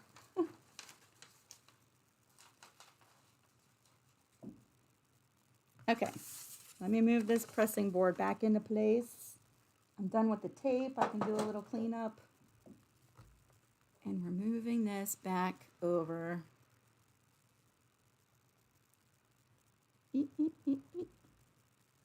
There we go. Okie doke. I like to start on the left side. You could start on the right side. There's no right and wrong. I like starting on the left side with my positions. You could do these in any order. You could use all different colored red fabrics. You could rotate them the way that I'm going to do. You could go totally scrappy with it if you want. Absolutely. So, where's my little glue stick? The very first thing I'm going to do is take my glue stick and right in this first thinner section, I'm going to add just a little bit of glue to hold that fabric in place. The first fabric, we are placing pretty side facing up. Let me figure out which fabrics I want to use for what positions.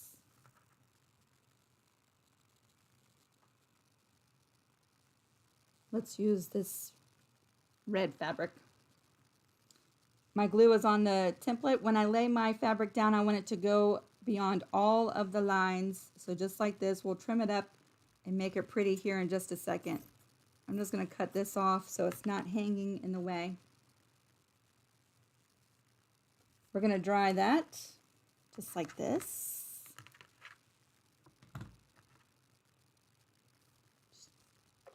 My iron was asleep, so it's going to take a second.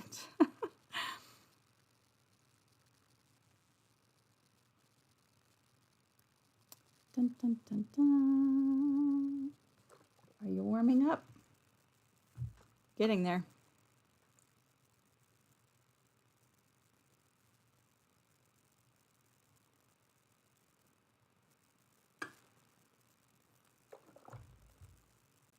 Okie doke. We've added our first fabric in the first position. This is where it's going to come in really handy that you've already pre-folded all of the solid lines on your template. We're going to lay this down so that the fabric is on the cutting mat, and we're going to fold back our paper template on that first solid line.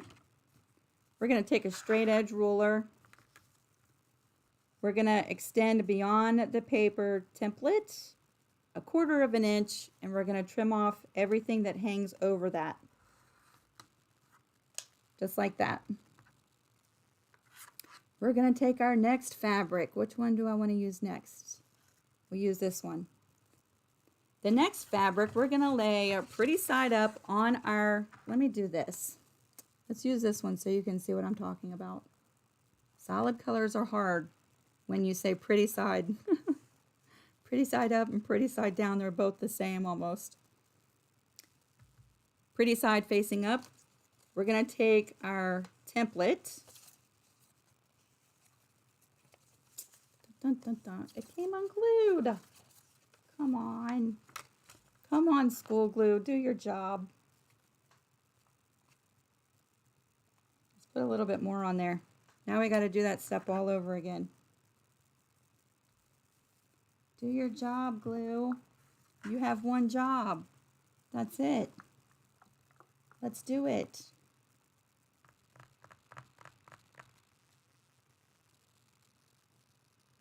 I'm just re-gluing. I'm going to have to re-trim it.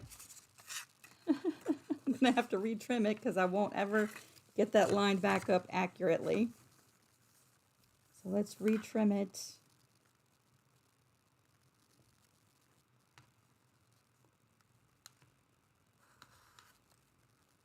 Like that. Let's bring in our next color. Lay that pretty side up.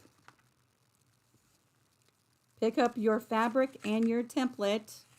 The template should be facing you, folded up towards you with the fabric just like this. We're just going to lay it down onto the pretty side of our next position.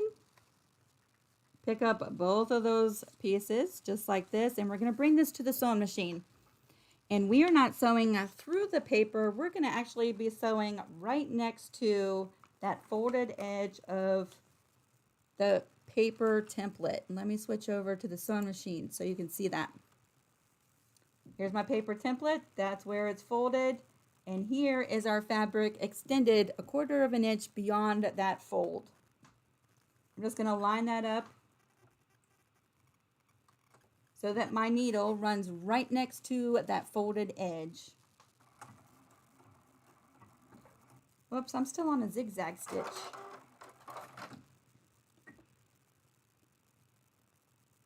Still on a zigzag stitch. There we go. Straight stitch right next to the paper.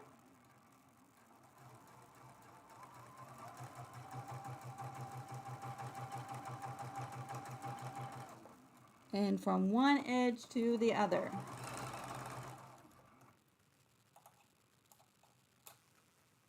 That's going to allow us to reuse this template over and over again. Dun, dun, dun, dun. So there we are. We're going to open back up this template. So we have our two fabrics just like that. I'm going to take my glue stick, and in the very next position that's open, just going to apply a little bit of glue right there. We're going to flip over the piece that we just added. Sorry, I have to do it this way. I know that's kind of upside down for you. We're just going to finger press that right over. Finger press it nice and flat, and give that a press to dry that glue and hold the fabric right where it needs to stay while we're adding the next piece.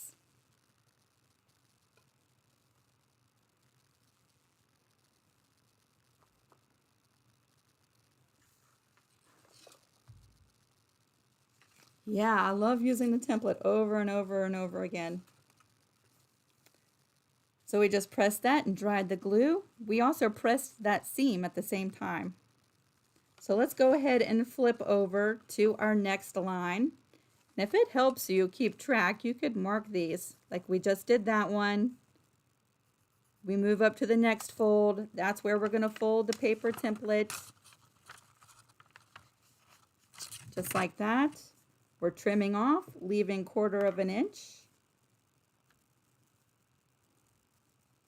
I'll tell you, it kind of looks confusing. It kind of looks confusing, right? And when you first start doing it, it seems confusing. But after you go through your first or your second strip doing this, it's all going to click and make a lot of sense, and then it'll just become second nature. So we just trimmed off the extra. We left 1/4 inch. We're going to pick this up. Our next fabric is laying a pretty side facing up. We're going to lay this right down, just like that.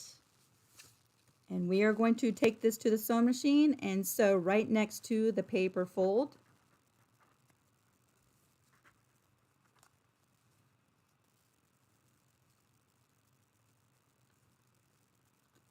Yeah, Miss Mimsy, thank you. Yeah, I prefer, when I'm done with a project, I don't want to have to do anything else, and ripping off a bunch of paper is kind of messy and a little time consuming. Plus, I like to reuse my templates. I don't want to have to keep making them over and over again. I want to save my printer ink too. That stuff's expensive. The glue is temporary. It's going to come right off, and I'll show you that, Miss Hazel, here in just a minute. Let me switch over to the sewing machine. That way y'all can see we're doing the exact same thing as just before, sewing right next to that paper edge.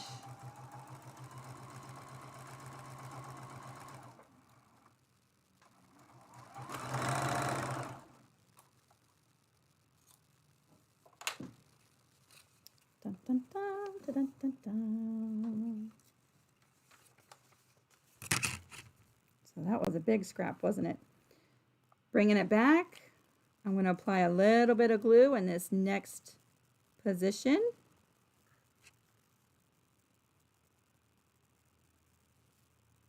Yeah. I was confusing myself for a second. I thought I used the wrong fabric, but I did not. We're going to flip that over. Finger press it. Don't push it and pull it too much. Just finger press it nice and flat, and then give that a press with your iron. It'll dry that glue temporarily. It'll glue the fabric to the paper just long enough for you to continue adding on your pieces. It does, the paper comes off in the end all in one piece. So there's that seam. We're going to flip it over to the back. There's lots of flipping back and forth, back and forth. So we've done the first 2 seams. The very next one, I can see that folded edge. That's where we are. We're going to fold the template right there and cut away, leaving 1/4 inch.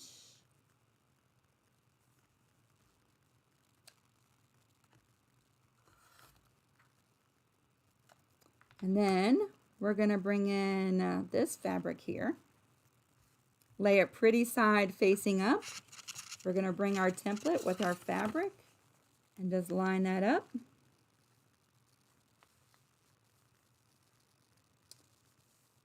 And we're sewing right next to that paper edge.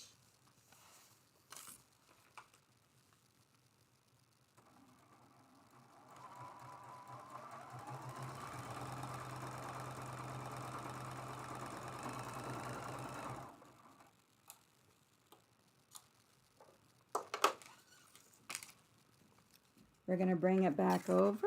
There's lots of back and forth. I'm going to tell you, it seems like this is a very time-consuming project. It is a lot longer. It does take a lot longer to do this versus the way we made the mug rug.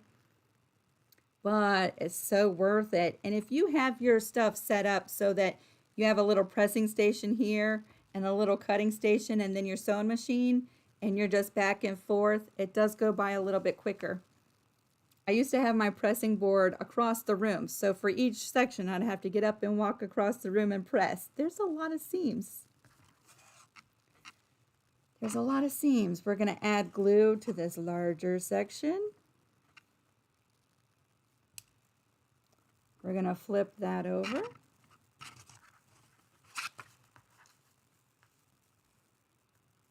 Just give that a finger press right into place. And then press that and dry the glue and press that seam all at the same time.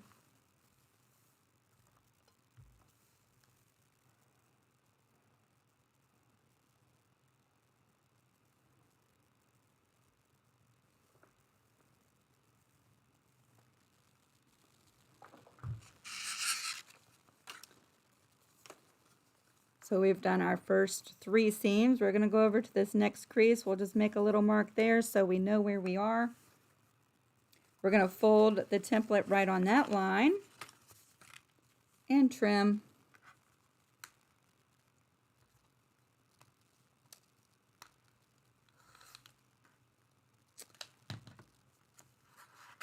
We'll bring our next fabric in, and I don't need this great big huge piece. It's so flimsy to work with. Let me just cut off a small piece of it. Right side facing up. We're going to lay our fabric down right on top. Just like that. Again, make sure all your fabrics extend beyond the raw edge. And we're going to sew this seam.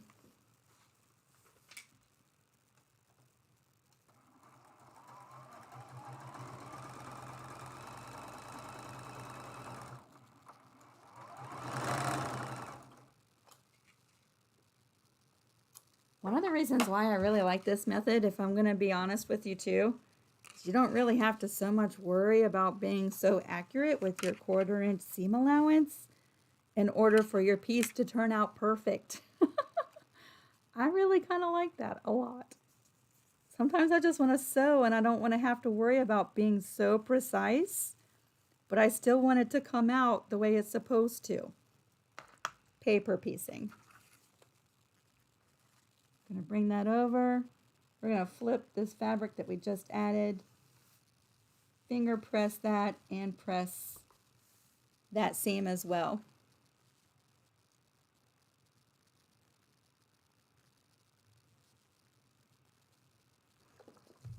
Then we're going to bring it back. We're going to flip it back over. Next, we're on this seam right here. So we're going to fold that paper template right on that pre-folded line.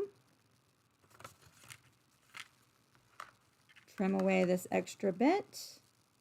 Make sure to leave your 1/4 inch seam allowance. For that bit, we used this fabric. So we're going to bring that in, pretty side facing up. We're going to lay this right down onto that fabric. Bring all 3 pieces over to the sewing machine. And sew right next to the paper fold.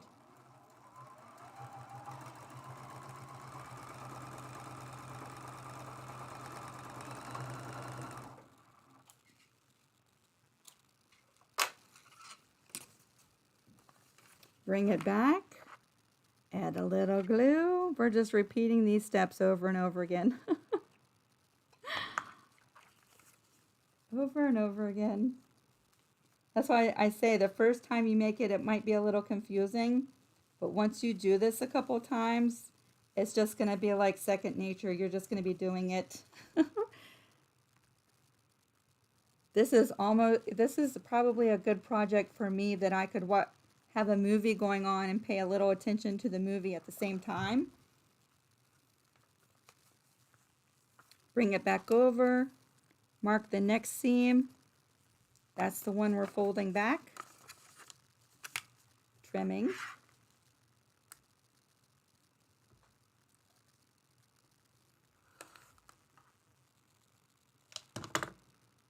Bring in the next fabric, pretty side facing up. Lay it down onto the pretty side facing up and sew that seam.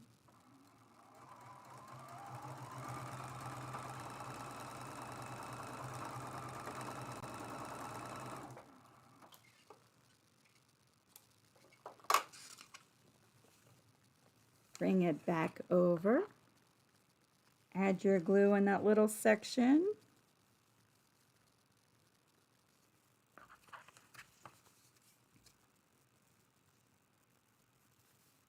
Flip your fabric over, finger press, and then give it a press.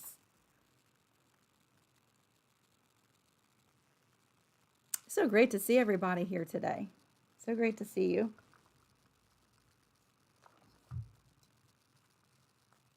We're bringing it back over. We're going to mark that next seam, and you don't have to mark it. It just helps me show you where we're folding because you can't see the folds so much in the paper. But it also helps me keep track of where I am in the progress. Trim away, leave your 1/4 inch seam right there. Bring in your next fabric, pretty side facing up.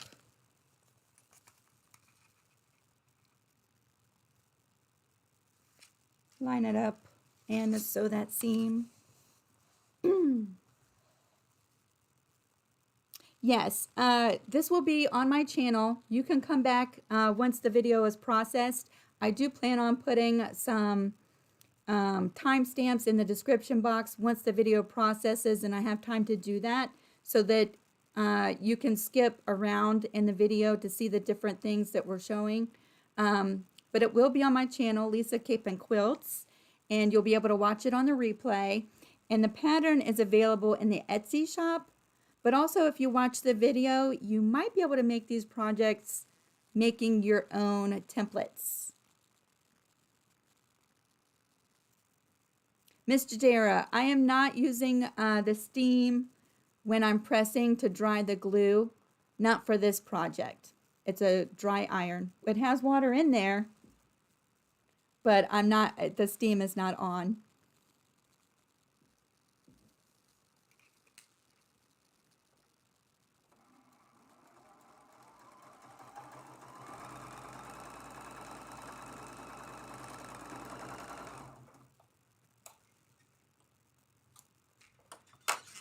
Okie doke, we're bringing it back. Now we're going to add some glue in the next section, which is this larger section. That is where I taped this pattern together, and my tape is from the Dollar Tree. So I'm going to try to be really easy. I don't want to melt that tape. It is not the world's most expensive tape. I'm going to flip over this section.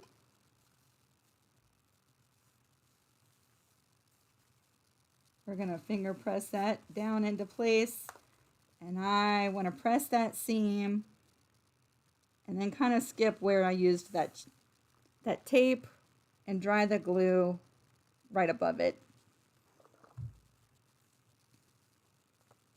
Then we're going to bring it back. Our next fold is right here. We're going to fold that up, and that's nice and easy because we've already pre-folded that template in the very beginning when we cut it out. We only have to do that once. Let's see, because I'm doing mine in an order. Let's see, it's the lighter red. You don't have to do yours in any specific order. You could do it all in scrappy different red fabrics, right? I don't need a long strip. Oh my glory, over 200 people watching. Holy moly, hello everybody. That makes me so nervous. That makes me so nervous.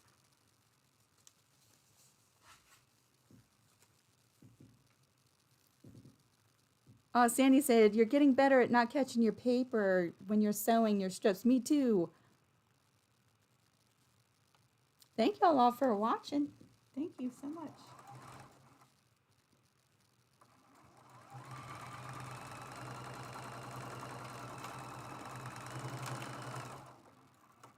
If you do clip the edge of your paper, it's okay. If you do clip the edge of your paper with your sewing machine, a stitch or two, that's okay. You'll still be able to use your strip We're adding glue to this next section right there. Oh, we're getting closer to the end.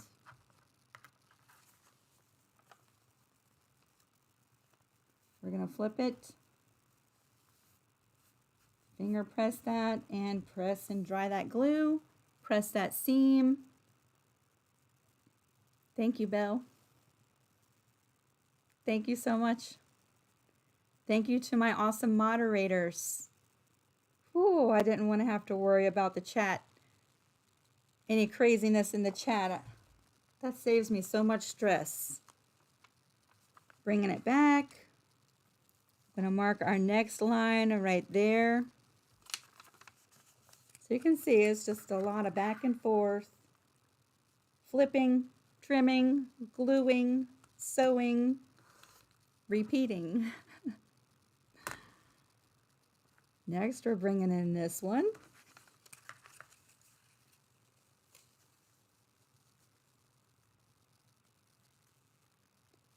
Pretty side facing up, the fabric that you're adding, everything goes on top, and we're sewing next to the line.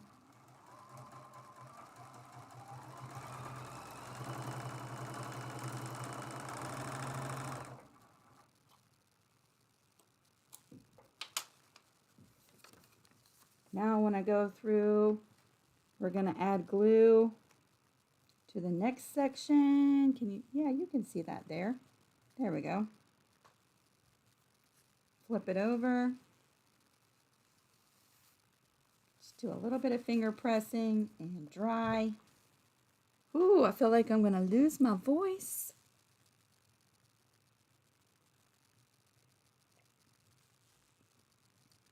Dry that glue. Take a sip of tea.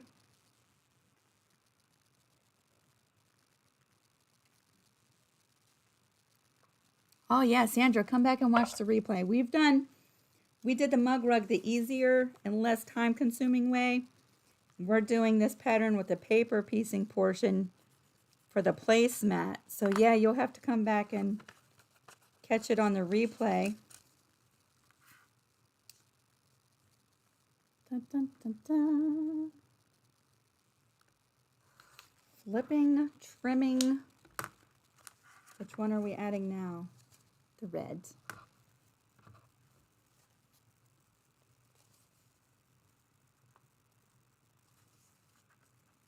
And I know that if you've never done paper piecing, I know it looks a little confusing, right?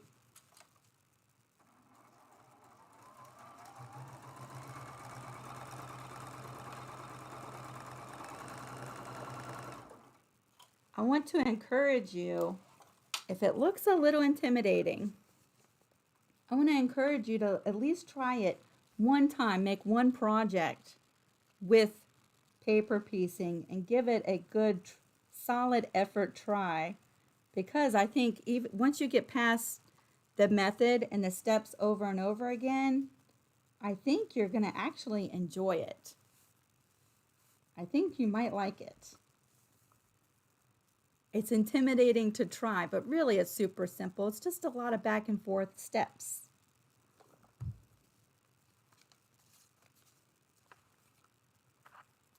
We're getting close to the end, marking that next seam.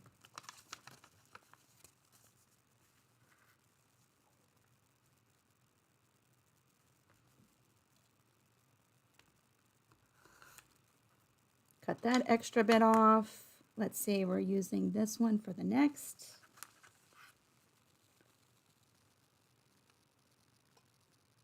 We're adding that one.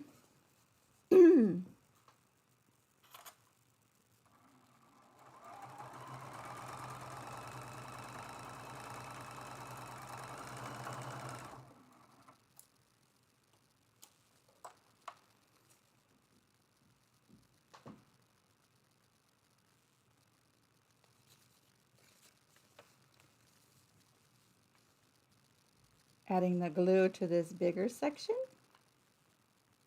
We only have 3 more pieces to add. We're going to flip that over. Finger press and then press. Oh yeah, I love my 1/4 inch ruler. I love it so much. This is a 12-inch one, but it actually came as a set of 3. Where's my other one?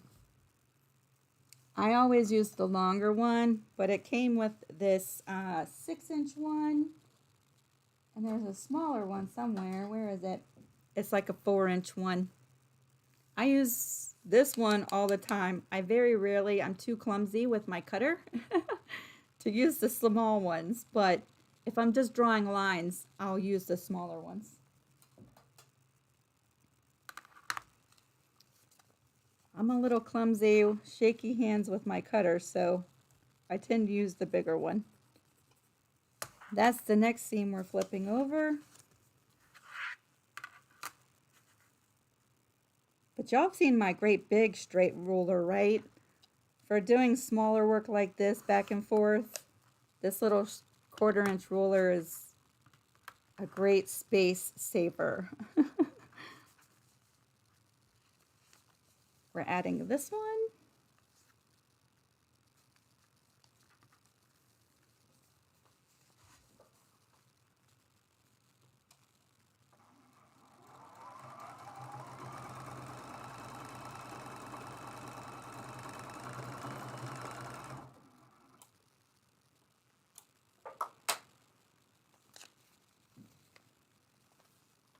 Then we're adding glue to that next empty space right there.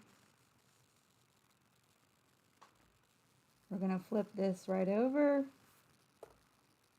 press,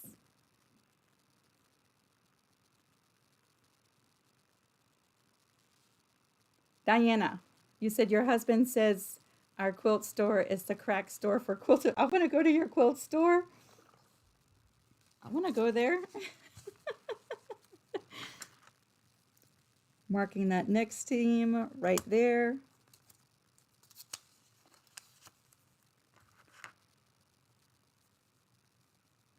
What if you get off the paper down the straight?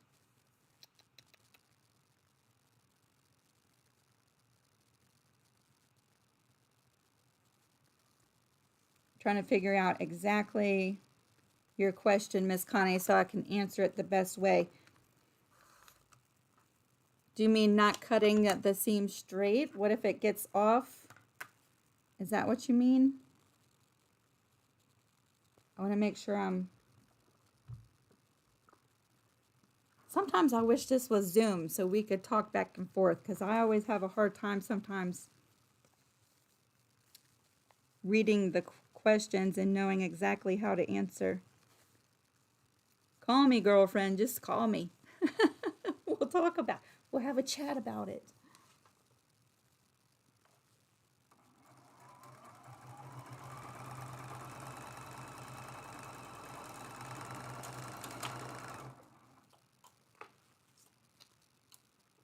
Oh, we're getting down to the end. We have one more piece to add. We're going to press this one into place, and then we have one more little strip to add.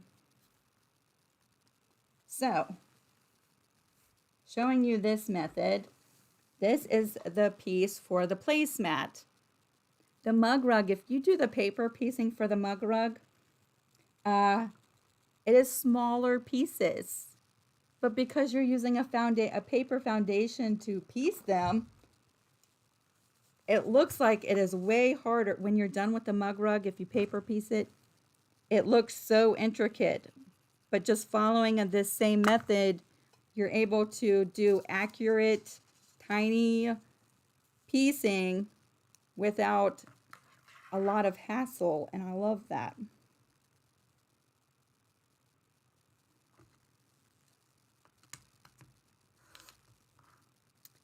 And this is our last piece that we're adding. I've already done the 2 white strips for the placemat yesterday, so that's going to save us some time.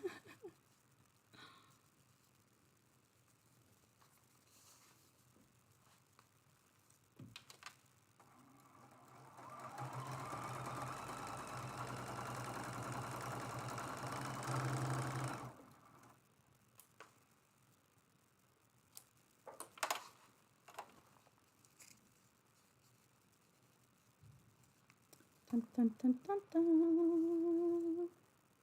Oh, we're at the end. We're at the end. I'm going to open that up.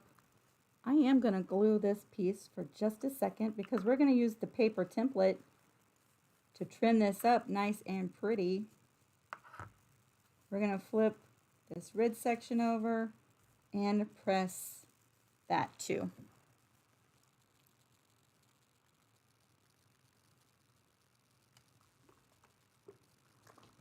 And I'm just going to let that cool off for a second.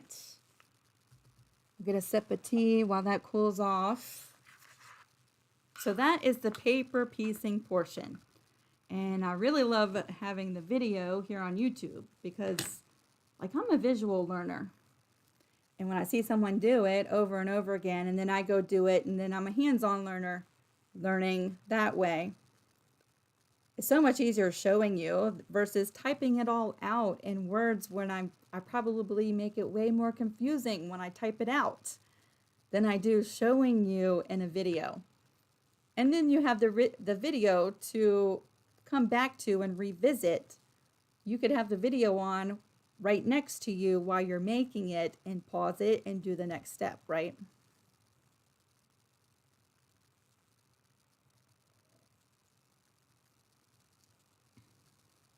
Thank you, Mimsy. Is that cool? Yeah, that's cooled off. So now we're going to flip this right over. We're going to take our longer straight edge ruler. We're going to trim off everything that hangs over the paper template. Now, because you might actually end up trimming bits of your paper template over and over if you're going to keep making these over and over again, this paper template needs to be 3 inches wide, okay, and 18 inches from side to side.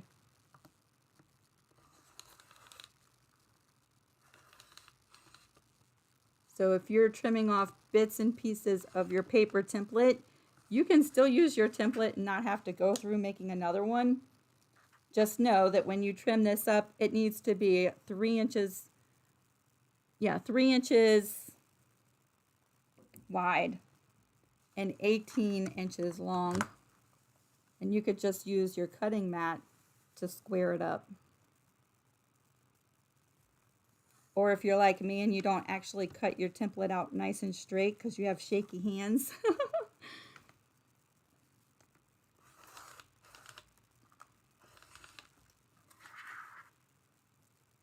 All of that extra bit goes away. And then we're just trimming right to the edge of our paper.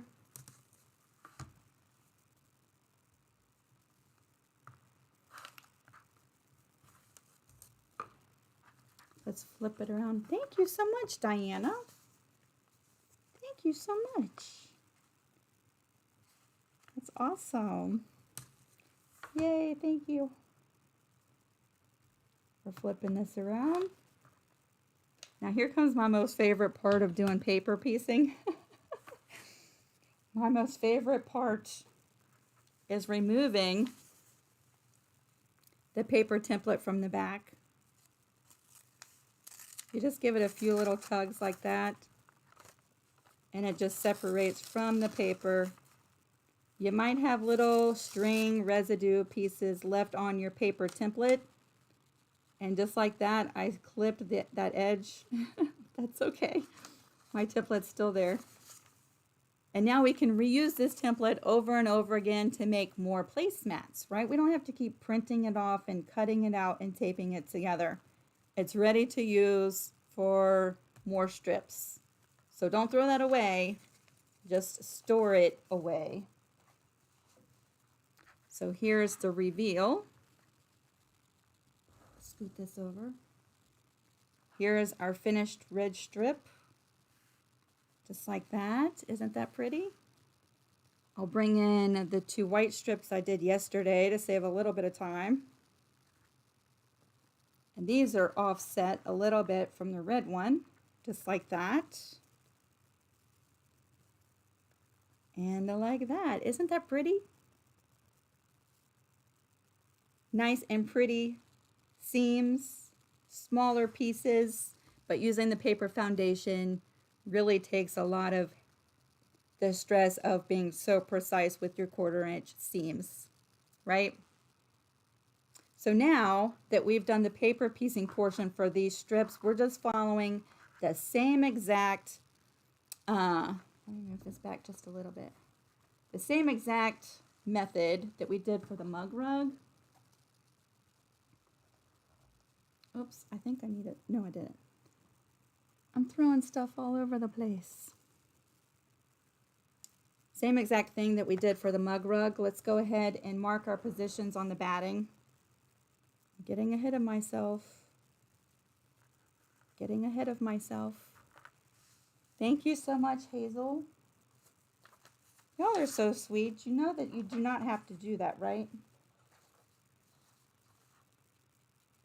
You could get the pattern and have a pattern for, what did I do with my pattern? Oh, here it is. I'm getting distracted. And have a pattern, and that way at least you have something that you can keep and use. If you, if instead of doing the super chat, if you wanted to, that way you'd have something, a pattern.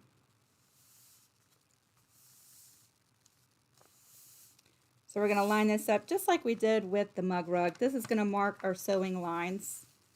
And the straighter you are, the straighter your seams are going to be. Mine might not be that straight on this one. We're just going to mark that. We're going to flip this one up. I'm going to straighten it up just a little bit because I did not fold it straight. And it still doesn't look all that straight. That's okay. I'm okay with that. There we go. And we have one more.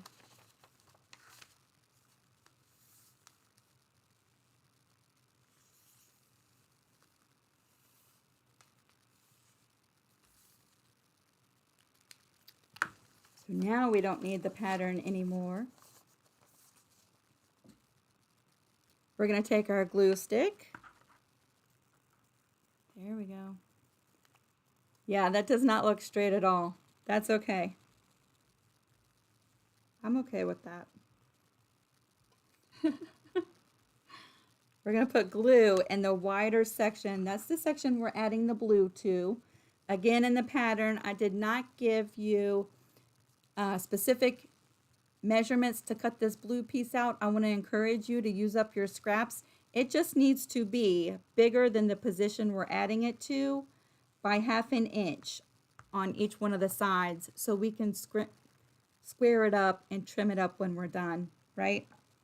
So let's just go ahead and lay that right down into place. We're just going to flatten it out a little bit, and now we can bring this pressing board back in. Dun, dun, dun. We're going to dry that glue.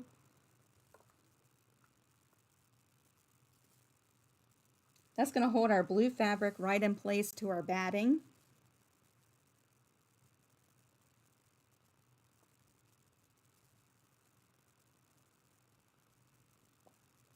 Gluing it right down. Drying that glue. So there's our piece. Ooh, that's hot. That's hot. Just like with the mug rugs, we're going to be folding right on that line that we added with our paper template. We're going to flip it around and turn that batting up and fold that batting right down, right where that line is. We're going to trim the extra bits off of this blue. It's not all going to fit into the camera. It's not all going to fit. We're going to line up our ruler with the edge of the folded batting and give ourselves a 1/4 inch hanging off the edge. Just like that. Let's fold this back over. See, nice and pretty raw edge. Let's bring in our white paper pieced portion, or our strip. That's going to go first, just like this. Now notice these strips do go exactly right to the edge. So just keep that in mind when you're placing them down. Make sure they're lined up with the raw edges of your batting. Just like that. Line up the raw edge of your strip to the raw edge of your blue fabric. Hold that in place. Bring that over and sew that seam with a 1/4 inch seam allowance.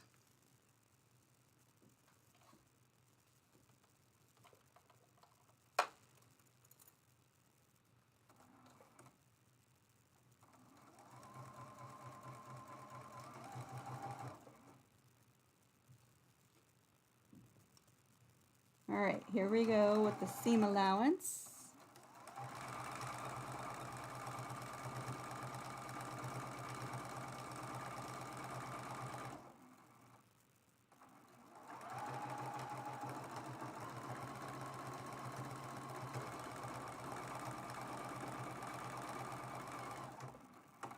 You could pin this white piece down if you wanted to do that, if you felt more comfortable pinning that white strip into place. You could do that. I'm just holding it down and trying to keep everything lined up as we go. So there's our white strip. We're going to add some glue right in this next section. And it doesn't have to be a lot. We're just using it as liquid pins for the minute. We're going to flip over this section right here and just finger press that.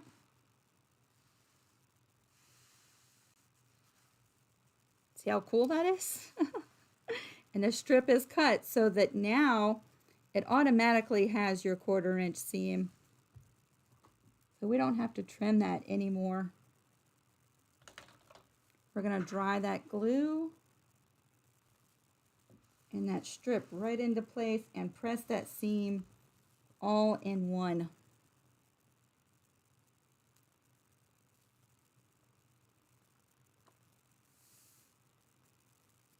Thank you. Yes.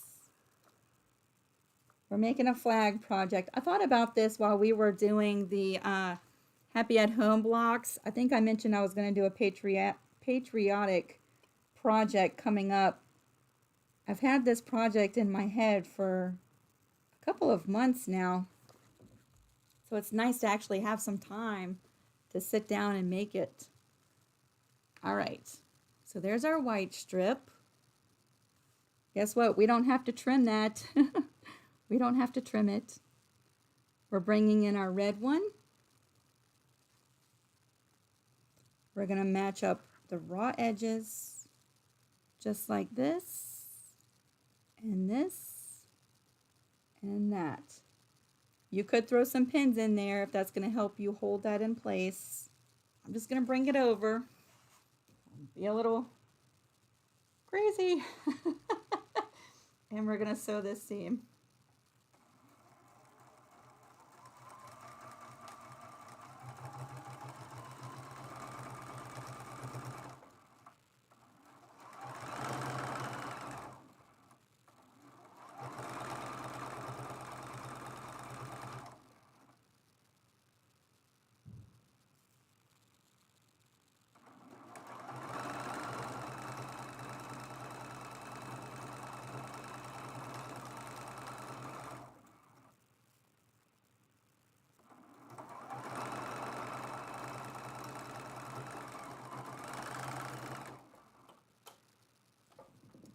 So there's that strip that's added. We're going to add glue into this next section.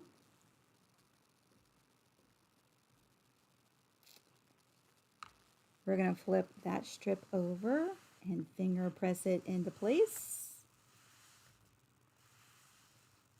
Just like that, and we'll dry that glue.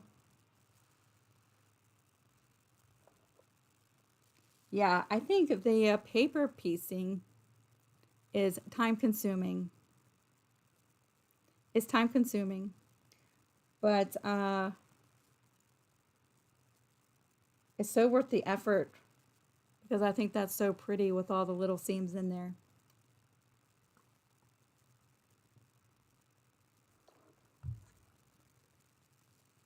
Now we can bring in our last white piece. We're going to turn that pretty side down onto the red one. Match up these seams from edge to edge and sew that seam.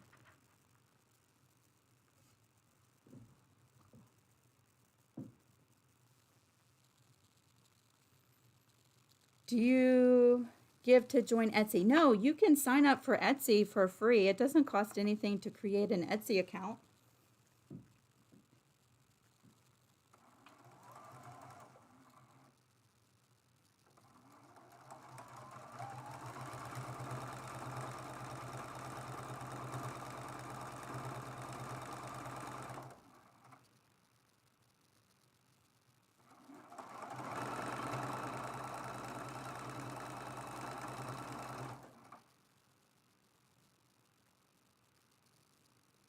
Nice and straight all the way down if you can.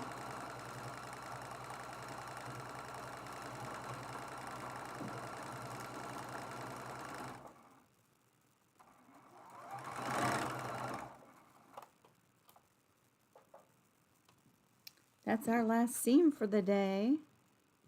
Yay! We're going to add glue to this section just to keep that in place. Like that.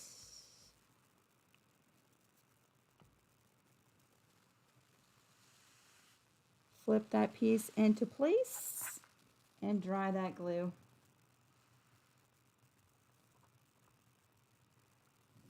Once you're done with this, you'll want to go ahead and trace out your stars. There is the tracing template right here. It's a little bit bigger than the mugrug star. It's on the first section of the large paper template. That's the one you're going to trace, and you're going to get 6 stars ready. Make sure that glue is nice and dry.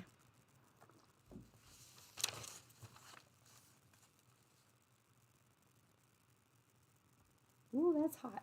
She's hot. She's hot. I'm going to flip this over so that you can see a good chunk of the table. You can use your batting to go ahead and trim up the raw edges all the way around if you need to.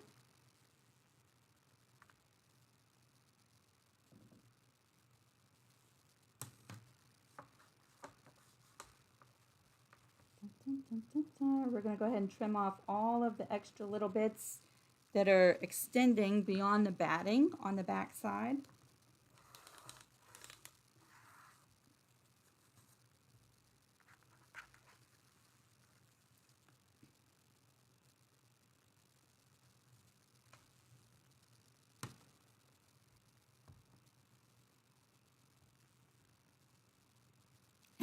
Sandy said she hand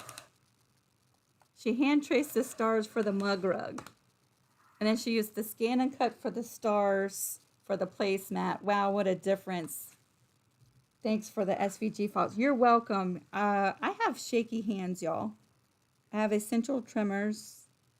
Most days my hands are pretty good. Every once in a while, especially when I'm nervous, my hands get really shaky.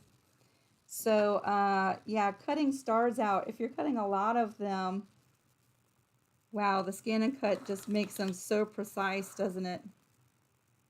I guess really any of the cutting machines really help. If you have shaky hands like me, cut out nice and exact pieces.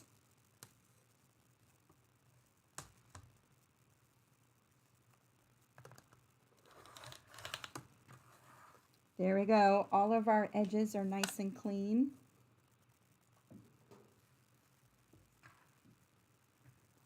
Dun, dun, dun. There we go. Isn't that pretty? We're going to take our 6 stars. We're going to fuse those right into place. I'm using Heat and Bond Light. I've already removed the paper. But if you've never used Heat and Bond Light, You can go back to the mug rug portion because I show you how to trace your template and cut out your stars, remove the paper, and then we're just fusing them right into place. I have to get them all spaced out though. If you're using a traditional binding to bind your placemats, you might want to stay away from the very edge because your binding, when you flip it over or you sew it to your placemat, might cover this, cover your stars, right? You want to try to stay away from the edge enough to allow for that.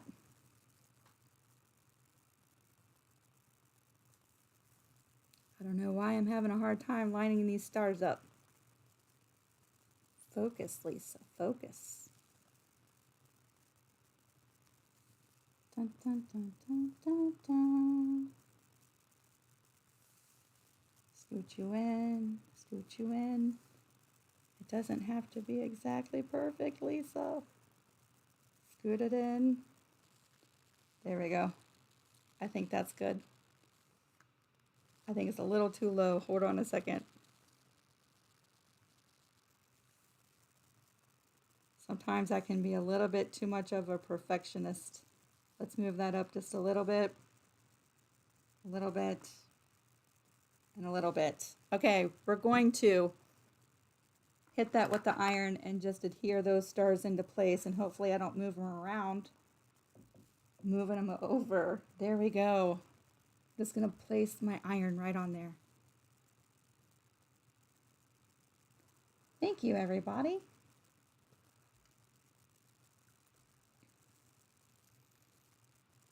Now, to save some time in today's video, I'm not going to go through and sew these 6 stars with you. I'll come back after the video's done because we did do that portion when we made the mug rug, right? I showed you exactly how I sewed them down with a straight stitch, but you could also put on a free motion foot and free motion stitch down your stars. One thing's for sure is because we used Heat and Bond Light, you do want to stitch these down or they will come off eventually. Unless you use a permanent fusible, right? And then you don't have to sew them at all. Right? Let me get a sip of tea.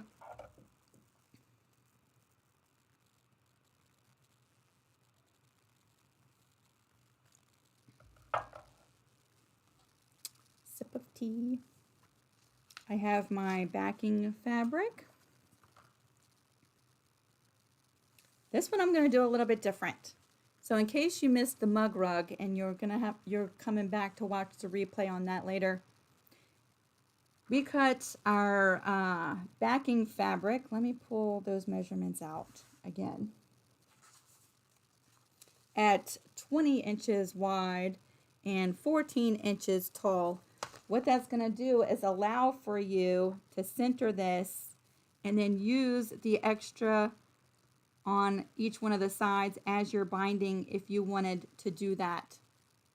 That would be pretty quick and easy and very pretty, right?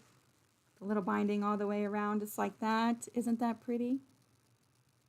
Or you can make your layers and trim this off and do a traditional binding. And if you're going to do a traditional binding with this size placemat, you're going to need 65 inches of prepared binding.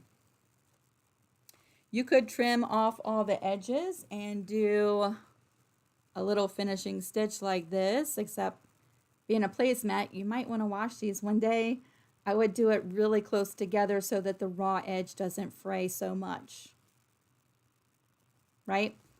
Or you can do it this way, and I'm going to flip the pretty side right down onto my backing. Just like that. I'm going to throw a couple pins in here.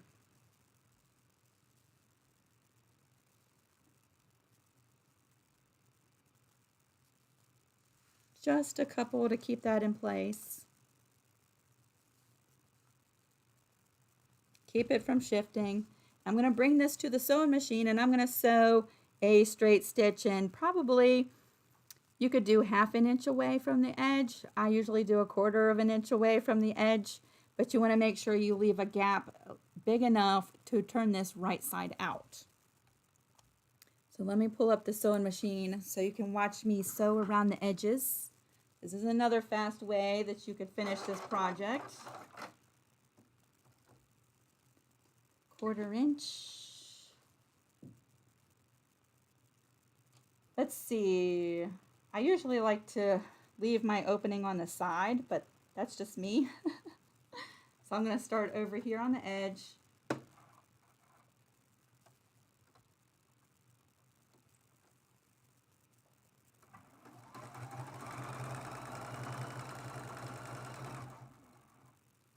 I'm going to stop right there and do some back stitches.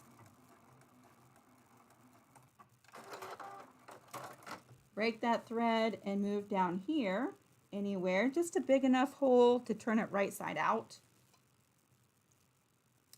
Dun, dun, dun, dun. I have an easier time leaving a little bit of a bigger hole. I'm going to start stitching again, and I'm going to do some back stitches to lock that in place. And now I'm just sewing right off the edge.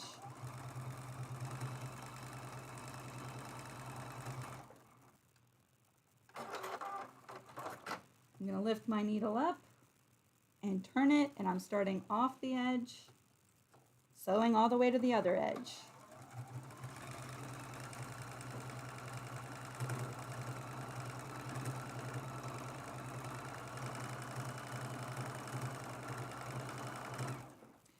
If you like using a walking foot, you might want to put your walking foot on. You might find it a little bit easier. I tend to always use this same foot.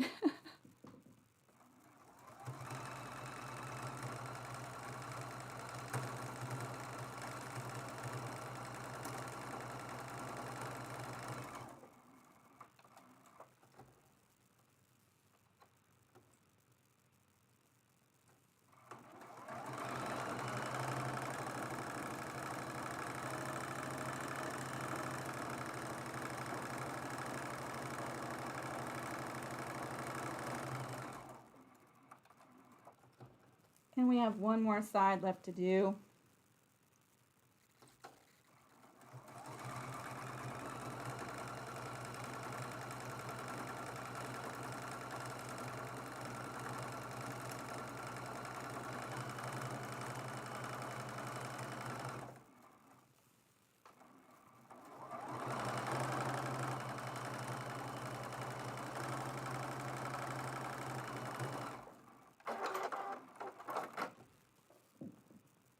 Coming back to the cutting mat. We can take these pins out. We're going to trim these edges one more time. I'm trimming right to the edge of my placemat. I do want to leave a little bit of extra in the area where I'm going to turn that. I just have an easier time turning if I do that. So like that.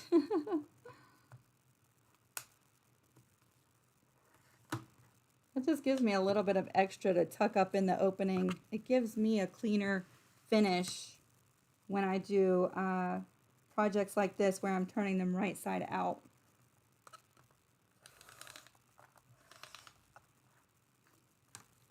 Flipping and trimming.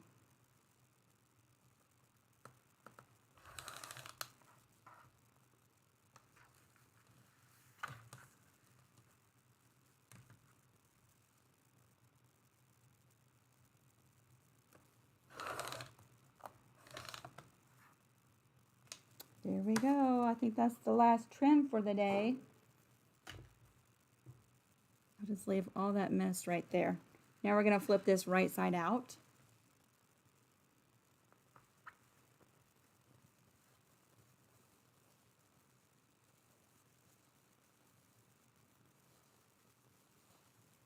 Yes, Mimsy, you are a great cheerleader. You really are. Thank you. Thank you everybody for giving me a thumbs up for this video. It really does help my channel a lot when you do that, when you comment, when you share the video. when you give it a thumbs up. All of those things are so, so helpful.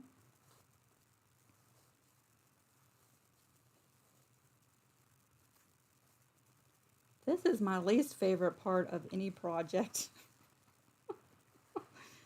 I don't like doing this part. And if I would have thought about it, I almost probably would have put the stars on after this part. What do you think? This just feels like such rough treatment to all of our hard work, but that's okay. I'm getting fuzzies all in my face. That's my least favorite part. Getting it all turned right side out. Oh. Let me give it a good shake. See if that helps. Now we're going to poke these corners out. Just reaching in with my fingers. I actually meant to trim off the corners first. If you do a diagonal trim where your corners are, that would actually make your corners a little bit more pointy, and I've totally forgot to do that. That's okay. Thank you, Gail. Thank you. Catakip, hello. How are you? How are you? Yep, they're not going to be as pokey as they usually are because I forgot to trim the extra little corner before we turned it right side out, but that's okay. She's still going to be really pretty. All right, there's my corners. I'm going to flatten it all out like this, like that. I've got batting fuzzy bits all over the place. We're going to turn the opening just like that. Let me bring this pressing board back over one more time. One more time. We're going to go ahead and press this placemat nice and flat, and we're going to press this opening. So that longer bit that we left longer, I've just tucked that right in, and it stays so much easier when I do that. I have such an easier time. And then once you do that, you'll see the extra bit hanging over the edge of the top of your placemat. That needs to go inside too.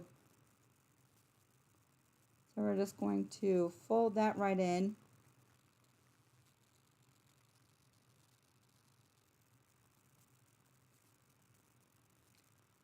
I like being really honest with y'all.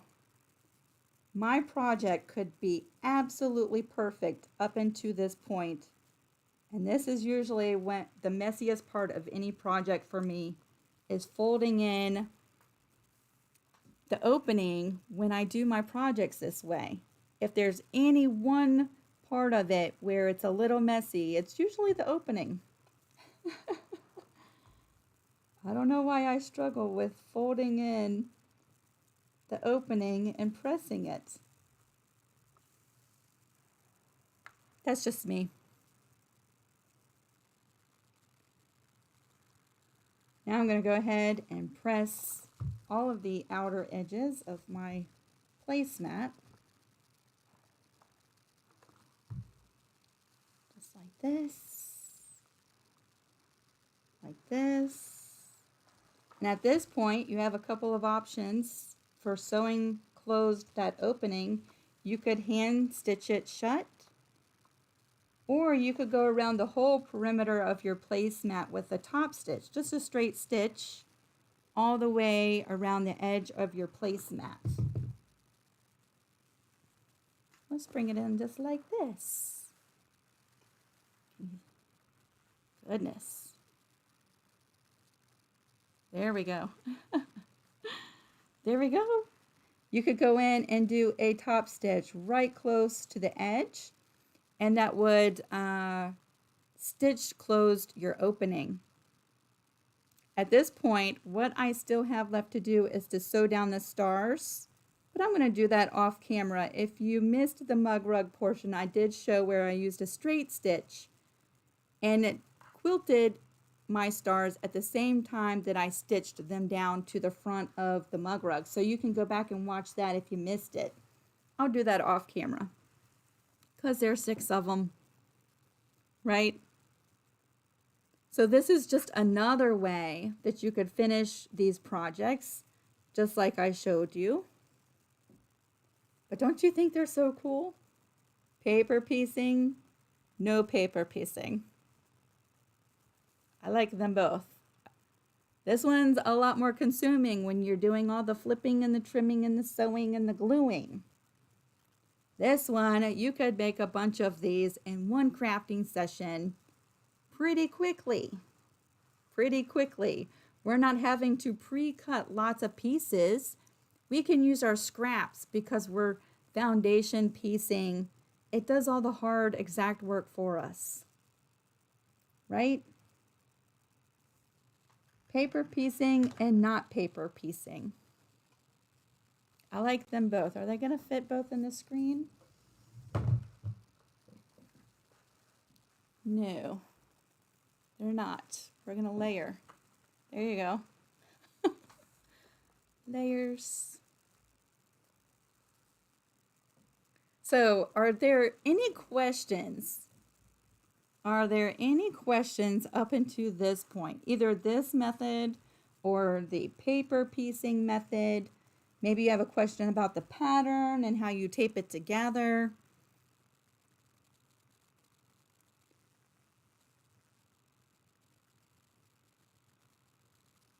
Vicky, we heard from Chantel just a few days ago. She was in the Zoom and she's working.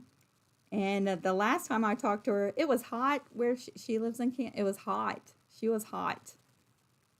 So be thinking about her as she transitions back to work. Actually, Virginia goes into phase 2 tomorrow. So many of us are transitioning one way or another back to work, right? Thank y'all for being my cheerleaders.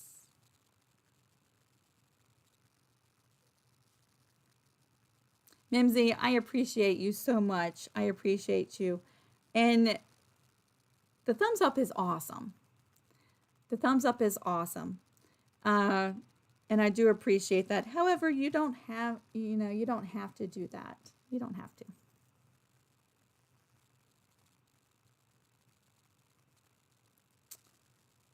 Sandy, right? Well, surely I did not invent this method of paper piecing, but when I came across this method versus sewing through the paper method several years ago, I fell in love with it because I'm a little bit of a tightwad, y'all. I would rather buy fabric than printer paper. And when I'm done with this portion, I don't want to have to remove the paper and then get the paper bits all over my lap, because usually I would do that while I was watching TV at night, and it made a huge mess that I'd have to clean up. And so when I came across this method, I fell in love with it because you print it once, you get it ready once, and you just keep reusing it.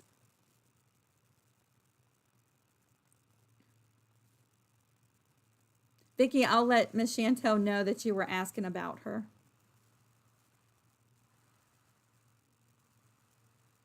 Ooh, Florida does phase 2 tomorrow too.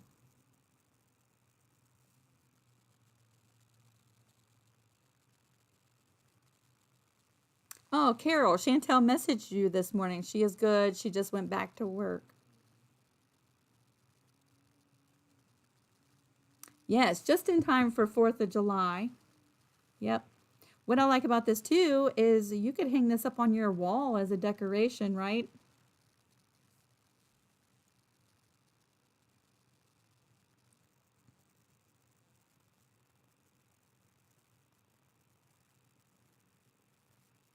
Ooh, Gail, you're in phase 3.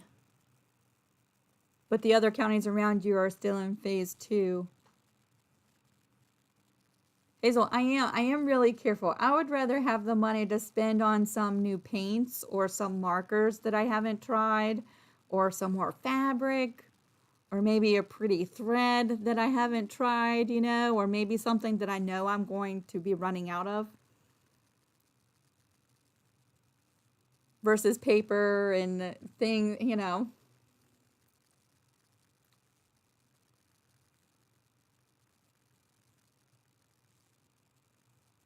I do know that Miss Chantel is going to continue making the blocks in her off time. I do know she has said that. What type of batting did I use on these? This, it was an 80/20. It's really thin.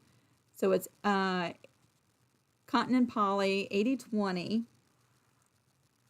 And I like it because it gives you the quilting look, but it's not extremely thick.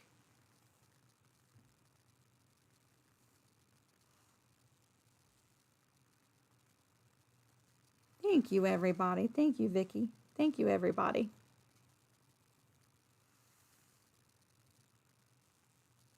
Well, it's been a lot of fun spending time with you today. I've had this project in mind for quite some time, a couple months, since right close to when we started the blocks you see behind me, which I still need to do something with. But yeah, I've had this project in mind for a good couple of months, and so I'm really glad that we could spend some time making these two projects. And just keep in mind, the pattern is in the description box, but I really hope that, well, at least this version, right, that you could make this without the pattern, right? You could make your own pattern for that. Or if this is not a project you want to make, I'm hoping that demonstrating all these methods was helpful and you could incorporate those skills into a totally different project, right? You could do that. You just pack them away in your skills toolbox for later on. So next Thursday, I'm going to go ahead and put myself out there. Thursday, I'm going to write it down too so I don't forget. Next Thursday, I don't know the date. Where's my planner? I can't get up because I have stretchy pants on.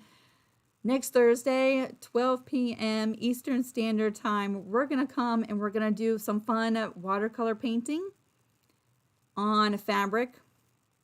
I'm going to go over some results that I have found that helps make watercolor paints.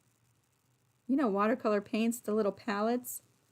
We're going to use watercolor paints on the fabric and do some fun whimsical stuff. I'm going to share a couple patterns that I found online that are free. I've done a giraffe and I did an owl. And so grab some fabric, go ahead and pre-wash it because I did find that pre-washing your fabric does make a little bit of a difference. You got a week to pre-wash some cotton muslin. It doesn't care if it's white or tan or beige or whatever color. Maybe it's pink or yellow. But go ahead and pre-wash it and get it ready for next week. I will have a file in the description box next week to Dropbox. So you can paint the same thing that I'm going to be painting. I will, as soon as I figure out what that is that we're painting next week, upload a file to my Lisa Capen Quilts Facebook page. If I can do that. Share the link in my Dropbox so that you can print it out before next week if you want to try and paint along with me. I'll put it in Creative Crew too. I'm writing all this stuff down because I'm committing myself to stuff that I don't want to forget about. And watercolor paints. I do think you should probably have a fabric medium. There's all different brands out there. The one I like the most is the GAC golden fabric medium. I'm going to change this camera. Dun, dun, dun, dun. There we go. This is my favorite. This is what I'm going to use, but fabric medium is fabric medium, right? Yes, there will be no need to be Bob Ross or any of those talented people who can draw and paint we're going to do some tracing, and I'm going to give you a template. It'll be in the description box, but I'm also going to upload some files on Facebook. So not today and not this weekend, but it'll be early next week. It'll give you a couple of days to print it off if you want to, or you can just Google. That's what I've done. If you Google color book pages, free color book pages, make sure you read the terms of service, you know, when you download stuff. Because it might be free for you to make projects for yourself all day long. But if you want to sell stuff, make sure you read the full description when you're downloading, because they might be giving you personal use only. But a lot of the color book pages, you could make these projects and sell them, or put them in quilts that you want to sell. So if you don't want to do what we're doing, the image, lots of free images on the Googles that you can print out. Pam has a question. Let me go up. If you use the permanent fusible, do you need to sew down the stars still? No. Miss Pamela, I'm so glad you asked that. We talked about it when we made the mug rug, but I used Heat and Bond Light. That does have to be stitched down for it to be permanent. But the Heat and Bond products, it comes in a red package. That's the permanent one. You could use that and then just fuse your stars right into place, and there's no more sewing. That's it. It's permanent. So that's kind of nice, right? That would save a lot of time.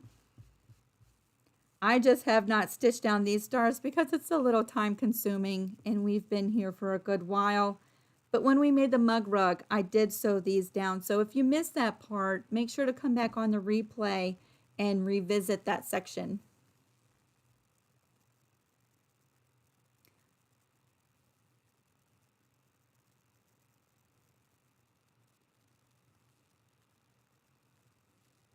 Just making sure we're not missing anything.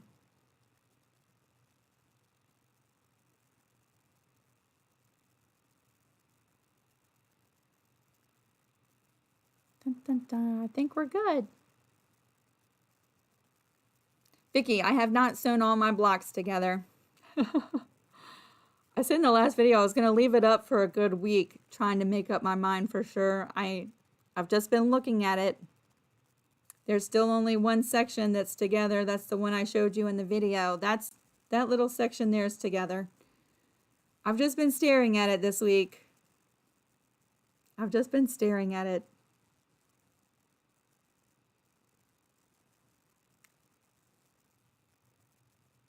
Yes, so next Thursday, 12 p.m. Eastern Standard Time, we're going to have some fun creating. There will be a free template if you want to create what I'm creating in that video. If not, you can print out your own and do all kinds of stuff. I'm just hoping to spread and inspire and share ideas. What type of paint? It'll be watercolor paint. You know the watercolor paints? They come in a little palette and they're dry and you activate them with water. This is a Winsor Newton travel palette, but this is not the one I'm going to be using. I just don't have that one close by. Watercolors, you know, they're hard. You add water to them. Any of the watercolors will do. We're adding fabric medium to set them in the fabric and make them permanent. Okay, so before we go, if you are a controlled artist, everything has to be controlled, precise and exact and perfect. Watercolor painting is a little bit more haphazard and free and whimsical and playful, and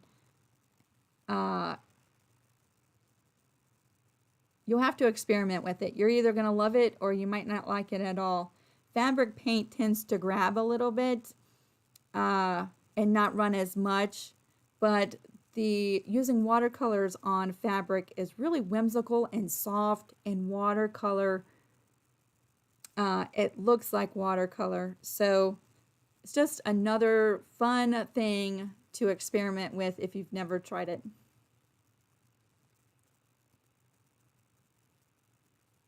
Yes, loose. It's very loose.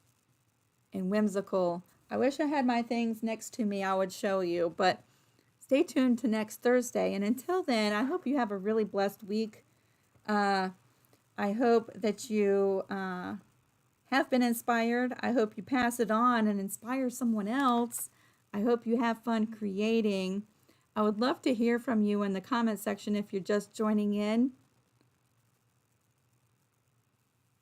I love you too. I really do. I feel like I'm missing something every day since we're not live every single day now. I'm always like, what am I forgetting to do? Go live.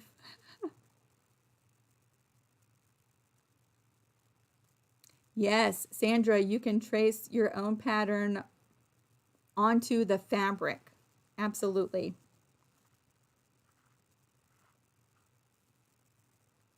I hope this video was helpful. I hope it gave you several different ideas of different ways you could do the projects too, right?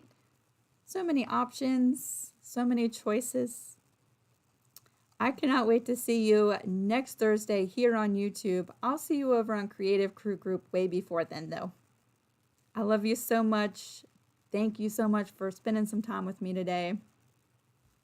Bye everybody.